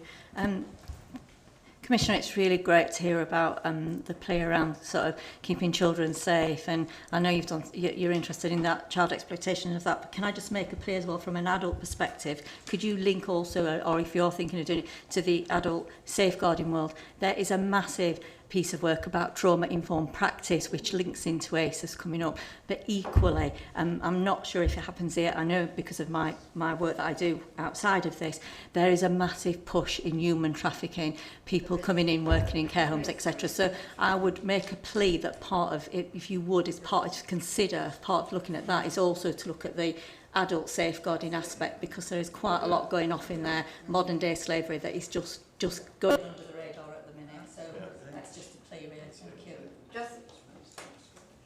Just to give some reassurances, we do have a modern slavery team at work. I've just received a briefing from them. I think more work needs to be done around trafficking in adult social care in particular. It's a national scandal. We need to understand the local landscape for that. And I have asked for more work to be done on that particular area. I believe our chief is the chair of the safeguarding board now, which I think is really, really helpful. Thank you. I think we've covered off item 10 quite well. Sorry, Chair, just before the panel moves on. There's a statutory requirement on the Commissioner to present an annual report. There's a statutory requirement on the panel to review it and make a report on it. That report can essentially be a narrative. You know, the recommendation can be that Commissioner takes note of points raised at the panel meeting, unless the panel wants to go any further than that and make any recommendations, resolutions as a collective. As a theme emerging from the previous discussion, if there is one, I'd possibly suggest that the Commissioner seeks to build on previous good work as set out in the annual report. Yeah, definitely. I'd have that. Yeah. Thank you for that. So, my slightly premature item 11 is now with us.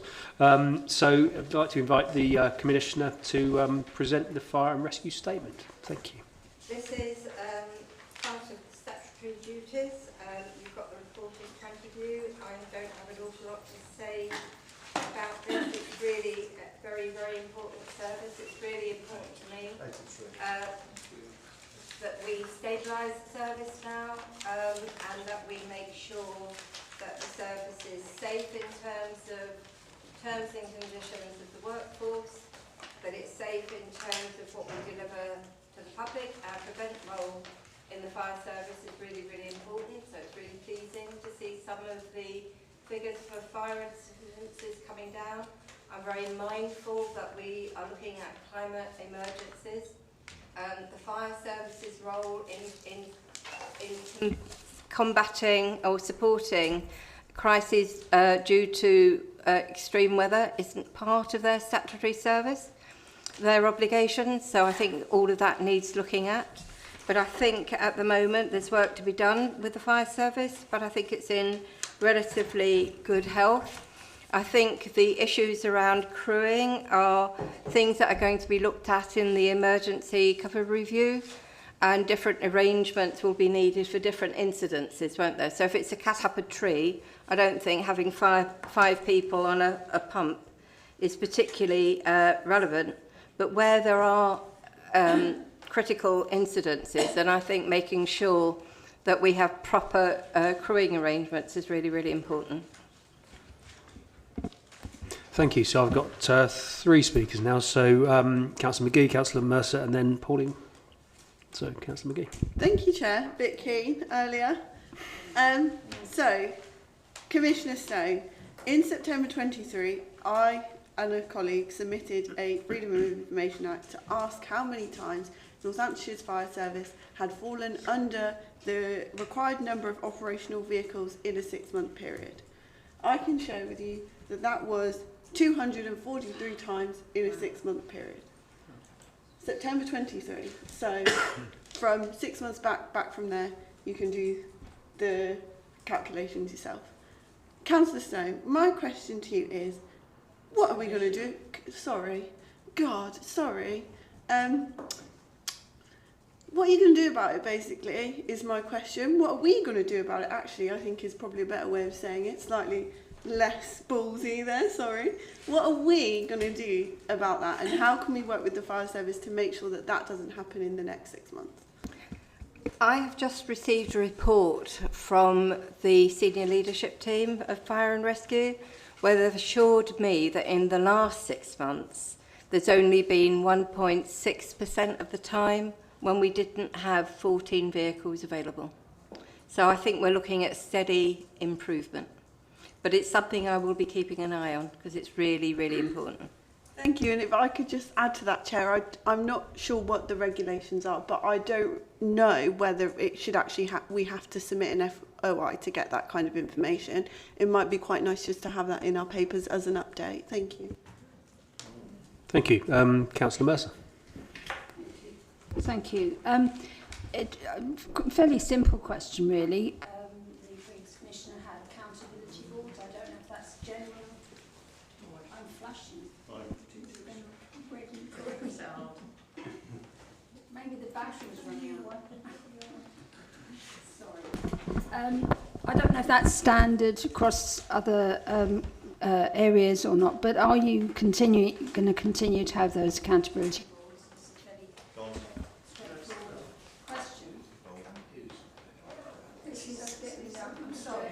I've had a police accountability board and a fire and rescue service accountability board this week. We heard from the crews a lot about what's happening in terms of prevention. I think it's information you would probably enjoy hearing. So I think at some point, with the Chair's permission, I might invite that service to come and report back to you. My speaker problem cut out the second part of my question. Presumably you'll be looking to build a relationship with the new Chief Fire Officer in view of your comments originally that you thought that they shouldn't take office, and that you came round to that and said actually you thought it had been properly interviewed and all the process had gone. So are you building on that relationship now? As the Commissioner, I see it as my job to establish really good relationships. I want that role to succeed. I want the fire service to succeed. I am developing a relationship with the fire chief, of course I am. What my comments were about was recognising the issues and the complexities around succession planning, leadership planning, and being able to recruit from within the force, which would have been my preferred option.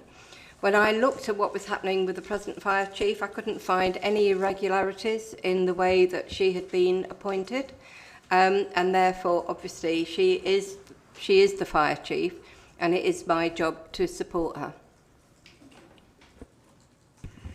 Thank you, and I think we all welcome our new Chief Fire Officer. She's had a bit of a tough start, but yeah. Moving on, we have next speaker, Pauline Woodhouse. Yes, thank you, Chair. Commissioner, on page 88 of the report, KP 19, it shows that the number of non-domestic premises fires to be going up. And I just want to know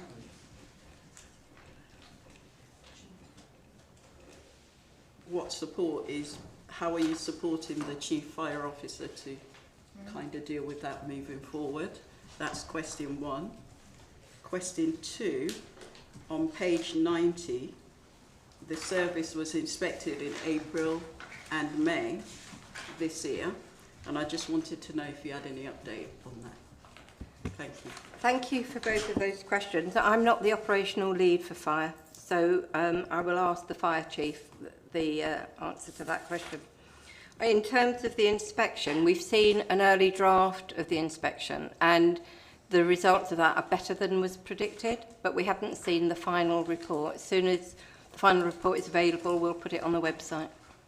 Okay, when will we get sight of that directly it's from imminent, your office? isn't it? Yes, in the summer, over the summer months. I haven't got a button to press. But yes, coming soon and will be shared with the panel. Okay, excellent. I think the date is August. Perfect, thank you.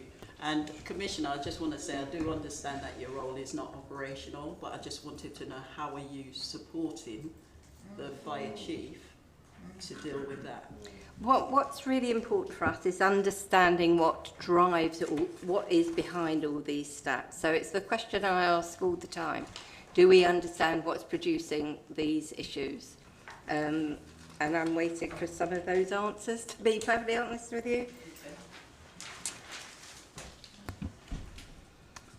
I'll put you on the list. Councillor Baker.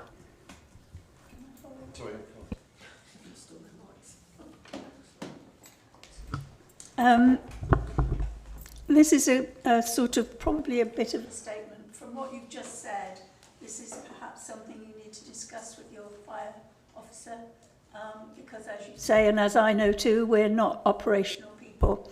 But I'm going to say, going back to what you said earlier, I feel very safe in my community, which is very nice. I know that it's not an urban place, so perhaps that's why. But I'm going to say that over the past year, when I haven't felt very safe, because I was bombarded with phone calls all the day and the evening, and emails all of the time, and various other shouting, etc., was from your fire union. So I would like you to get your fire officer to speak to them and say what the remit of this board is. And actually, personally, I do not have the ability to sack people. I think we need to be clear that I don't have any jurisdiction over the FBU, and neither does the fire chief. No, you know, trade unions do what trade unions have to do. But keeping women safe, I didn't feel safe being a lone woman who lives by herself with people ringing me and shouting at me. I just did not feel safe there. I think mutual respect would be. Well, that's never acceptable, is it? Never acceptable. And to feel bullied it's not good. But anyway, thank you, Councillor Baker. Councillor Maxwell, followed by Councillor Randall. Well, just quickly following on that, this afternoon I had my photograph taken, and I don't think that's acceptable by the fire chief, fire union taking a photograph of me without asking me first whether that's acceptable to take a photograph. I think that to the experience that we did have with the union was totally unacceptable, and I think it is questionable. The question I would like to ask, first of all, can we actually meet, is it possible to meet the new fire chief so that we can see her and understand where she's coming from in future to do with the fire service?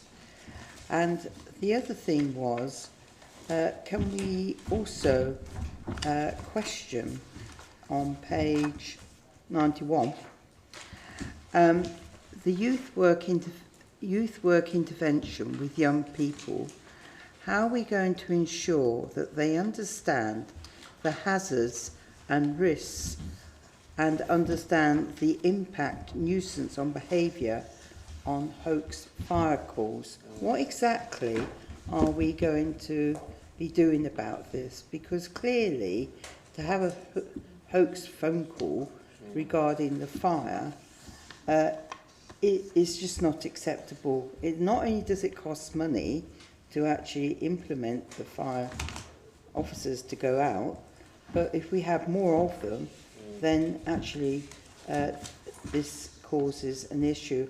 And lastly, I'd quite like to see the statistics more clearer than on page 88, which sort of says prime deliberate numbers of fire per 100,000 population. No, 10,000 population. I think it needs to be a bit more clearer, because this is not Northamptonshire. This could be anywhere. That's my questions. It is Northamptonshire. I won't be asking the chiefs to come to this meeting because it's me that you scrutinise and challenge, not them. And it is my job to bring forward to you information as you require it. So our work with young people in terms of prevention of fire, water accidents, hazards or encounters with toxic materials is really an important part of the job. We've got a prevent team that does that. There's lots of work going on with young people. So we have emergency cadets. We have firefighters going into schools and youth groups. We have schools and youth groups going in to the fire stations. There's a lot of work that's going on. It's really, really important work. I want to see even more of it, and hopefully there'll be some ideas about further engagement with young people in the police, fire and crime plan. But of course, it really is important if we can keep our young people safe and stop them engaging in risky behaviours. That's a benefit to everybody, isn't it? I have one follow-up question. We would like to see the chief fire officer, because we feel, at least I'm talking about myself, I feel as a panel member that it would be quite nice to find out what problems she's actually having and what can be done to further improve the issues that might be cropping up. That's not in our gift, but I think meeting the chief officer would be nice to say hello and welcome and all the rest of it. But that's outside of this. So thank you for that. Councillor Randall, please. Yeah, thank you. Yeah, it was only a bit going back on the deliberate fires. I mean, we've seen numerous empty buildings now, especially even in Northampton town. I think Bridge Street we've had two where empty buildings have been caught on fire. And it always surprised me that in planning, there's all these new warehouses have got no sprinklers and there's no enforcement to make them do so because it costs too much money. So, you know, that's just unfortunate. You know, if this is going to be, I've asked, and no, they don't have to. It's not an enforcement. It's down to that individual company, which, you know, so we could keep seeing these fires. And also, I think all of us have a duty to train our young people, speak to our young people about, you know, these hoax calls, because it's not just fire, it's ambulance, it's police, and, you know, that could be stopping, you know, them saving a life somewhere. So I think all of us have that duty to keep, you know, keep that message up. Thank you. Dr. Cuss. Thank you. Commissioner, it's just a question. When you're asking for some information back around these Chloes, one of them around the fatality, thank you, due to primary fires. Just a question. In my previous role, what I'm seeing is some of this is happening due to hoarding and self-neglect. So there might be a link across with the adult safeguarding again, just to check out if there's something going off there, because I know picking up the fire are now doing wellbeing checks, and I don't know if in Northamptonshire they're doing wellbeing checks. I assume they are, but it's part of that thing. So it's just really to think about that as well. Thank you. They do indeed do welfare checks, but hoarding and issues like that is everybody's business, isn't it? So we need anybody who has contact with vulnerable people, who feel, you know, who can let us know and raise the alarm, and we will certainly intervene. And just to follow up from that, what you will probably, if they dive into it, will find is that the figure for self-neglect and neglect throughout the country is flying high, really high, and that's causing some issues as well. So it's just something that might help with the understanding the stats a bit better when we're explaining the stats. It's just because when Chloe's are quite kind of, you just get them, don't you? So sometimes it's the information behind it is really helpful. But thank you. Thank you. Councillor McGee. Thank you, Chair. I've got a feeling I may have spoke too early when I said I was no longer the problem child of this panel, because I'm just going to offer an alternative narrative to the narrative when people said that when I said I felt safe, people said they didn't feel safe. When people said they didn't have a good experience with the FBU and the fire service, I'm just going to come back and say my personal experience has been wonderful. I think they're all wonderful people, and I think it's surprising that if you listen to people, they talk to you like a human being and you get mutual respect. But that's all my perspective. Thank you. I don't know if Councillor Baker wants to say anything now or not. I'll certainly give you the opportunity should you like to just say, okay. Councillor Mercer, followed by Councillor Gonzalez de Savage. Thank you. Just to comment on what Councillor just said there, I think when you're walking into a building and people are shouting at you, they don't know who you are. Obviously, you are noted, and perhaps they know what party you're from, and therefore you weren't targeted as we were. But I forgot what I was actually going to make. Oh, yes. We previously on our schedule, our work plan, I know we don't hold the chiefs to account, and that's obviously your position and role. However, in order to build information and knowledge amongst the panel, we have usually on a 6 month or yearly basis met up with the two chiefs on just a question and answer basis as a private meeting. So I would like to ask you to consider suggesting that to them, just so that we can put a face to a name as well. And we've also gone out to look at the control room, to other events when openings are happening, etc. And it would be useful just to understand the whole setup and how they all work. That's fine, Councillor Mercer. I think what I would prefer to do is invite you to any open days where the chiefs will be available as well. It's something a bit more informal and perhaps a bit more enjoyable. I think any meetings with the chiefs would be enjoyable. Councillor Gonzalez de Savage. Thank you, Mr. Chairman. Just pick up on that, actually. Officially, we haven't had a Chief of Fire and Rescue or Chief of Police here for the last 2 years. So it would be very welcome, definitely, to meet up with them, I'm sure. And I'd like it to be something that we can diarise, because obviously we've discussed it as part of the work programme, and I know we've got that coming later, so it really should be in there. And I think a specific briefing would be very welcome to all members around the panel. I'd like to ask the Commissioner about the award-winning emergency service cadets who are superb in our county and work very hard across both services. As to how that's running, because I don't see it included within the paperwork, and I think that's something I'm sure she'd be exceptionally proud about. And I think it should have more resources and be rolled out. I'd also like to understand from the Commissioner in terms of where we are, because I do hate seeing these percentages. I'd rather see real numbers, as other colleagues have raised here today, and it would be clearer for everyone if we saw the real numbers, not just a percentage of an individual case or a statistic. We here in Northamptonshire would definitely like to make a difference from a safety perspective to all properties and all people. And more importantly, of course, firefighter safety. And I would like to understand exactly where that features, because I don't see any numbers here about firefighter safety and how many injuries, etc. I hope there haven't been, but effectively where we are in terms of that. And I know that the Commissioner is a very caring person and obviously would extend thought and concerns to those families who support firefighters in their daily role too. Thank you. I am very, very proud of our emergency service cadets. I've just been to an award ceremony with them. And again, I think that's a unique, discrete piece of work that you might like to have reported to you. So you might want to put that on your work programme, or maybe even our work totally with youth. So that would incorporate that. I think that would be rather nice.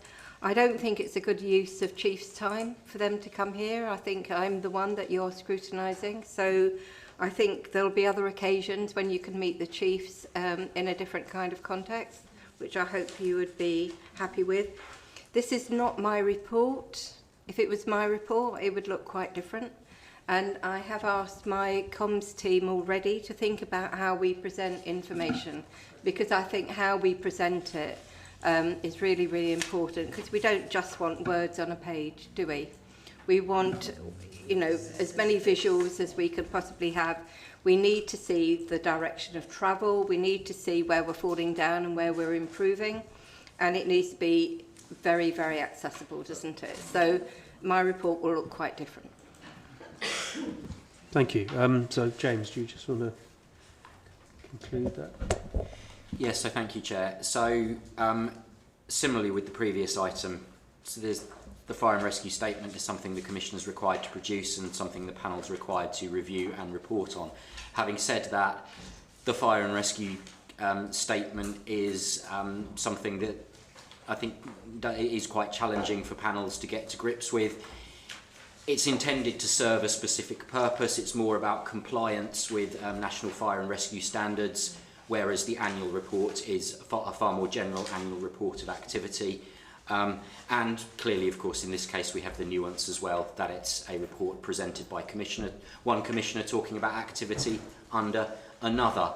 So, as before, there is the opportunity for the panel to identify any resolutions on the fire and rescue service that it wishes on the fire and rescue statement, sorry, that it wishes to make.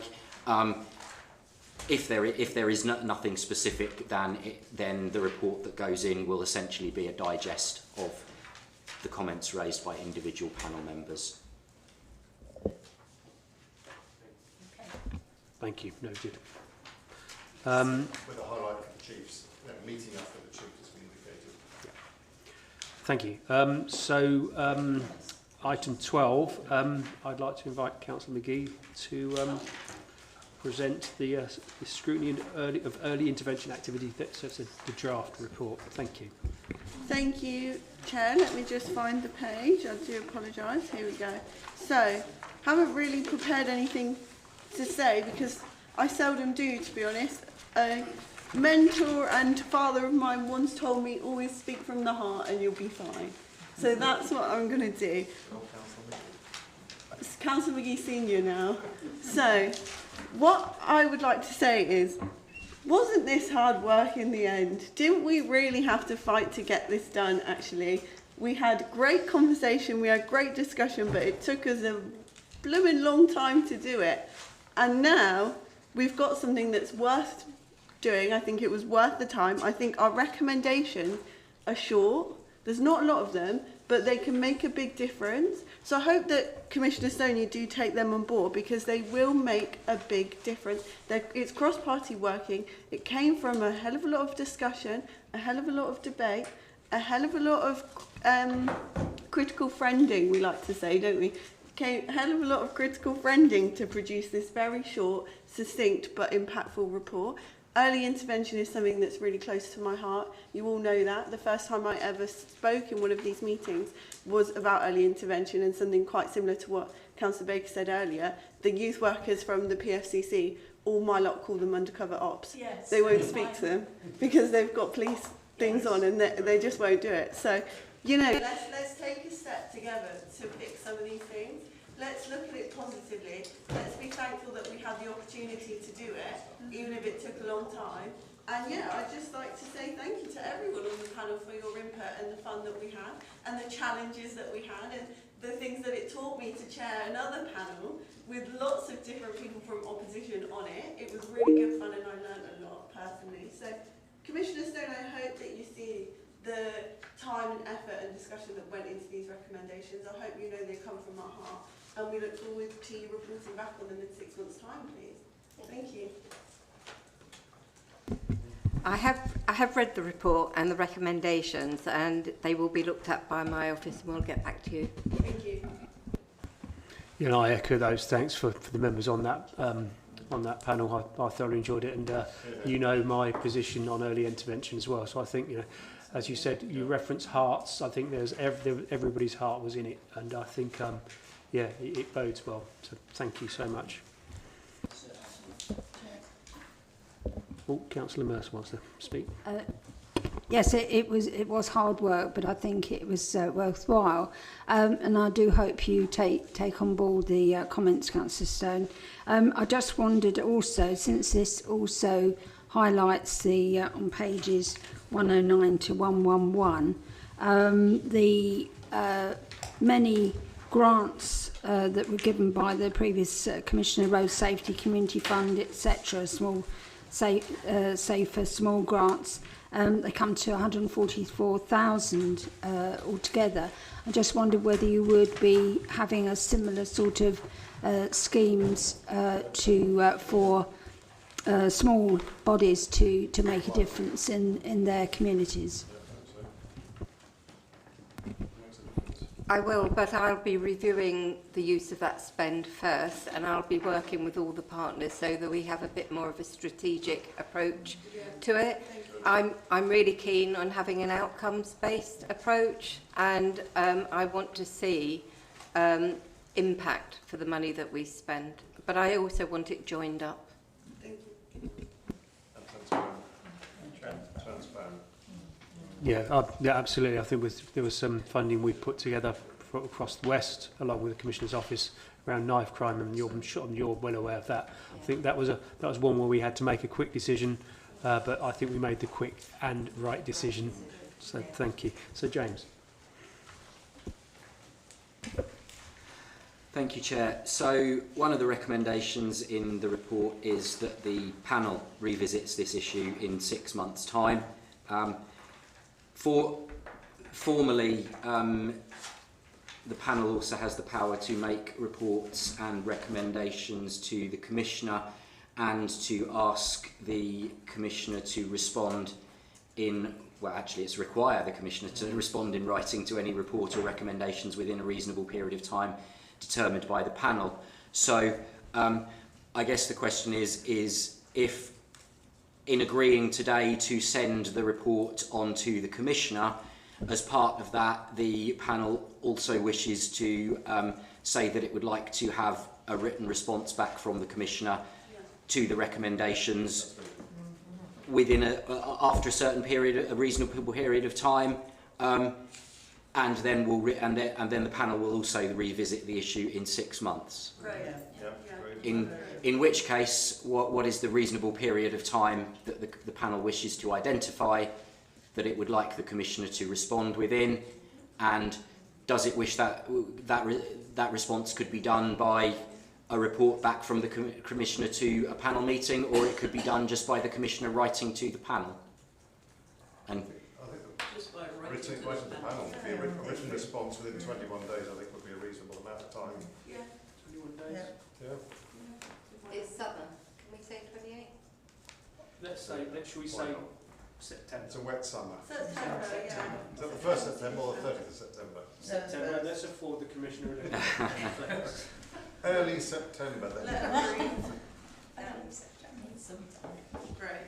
Thank you. Certainly prior to the next meeting, I think that's Thank you. Well, we know the Commissioner's interest is huge in this, so I'm sure we'll see something early September.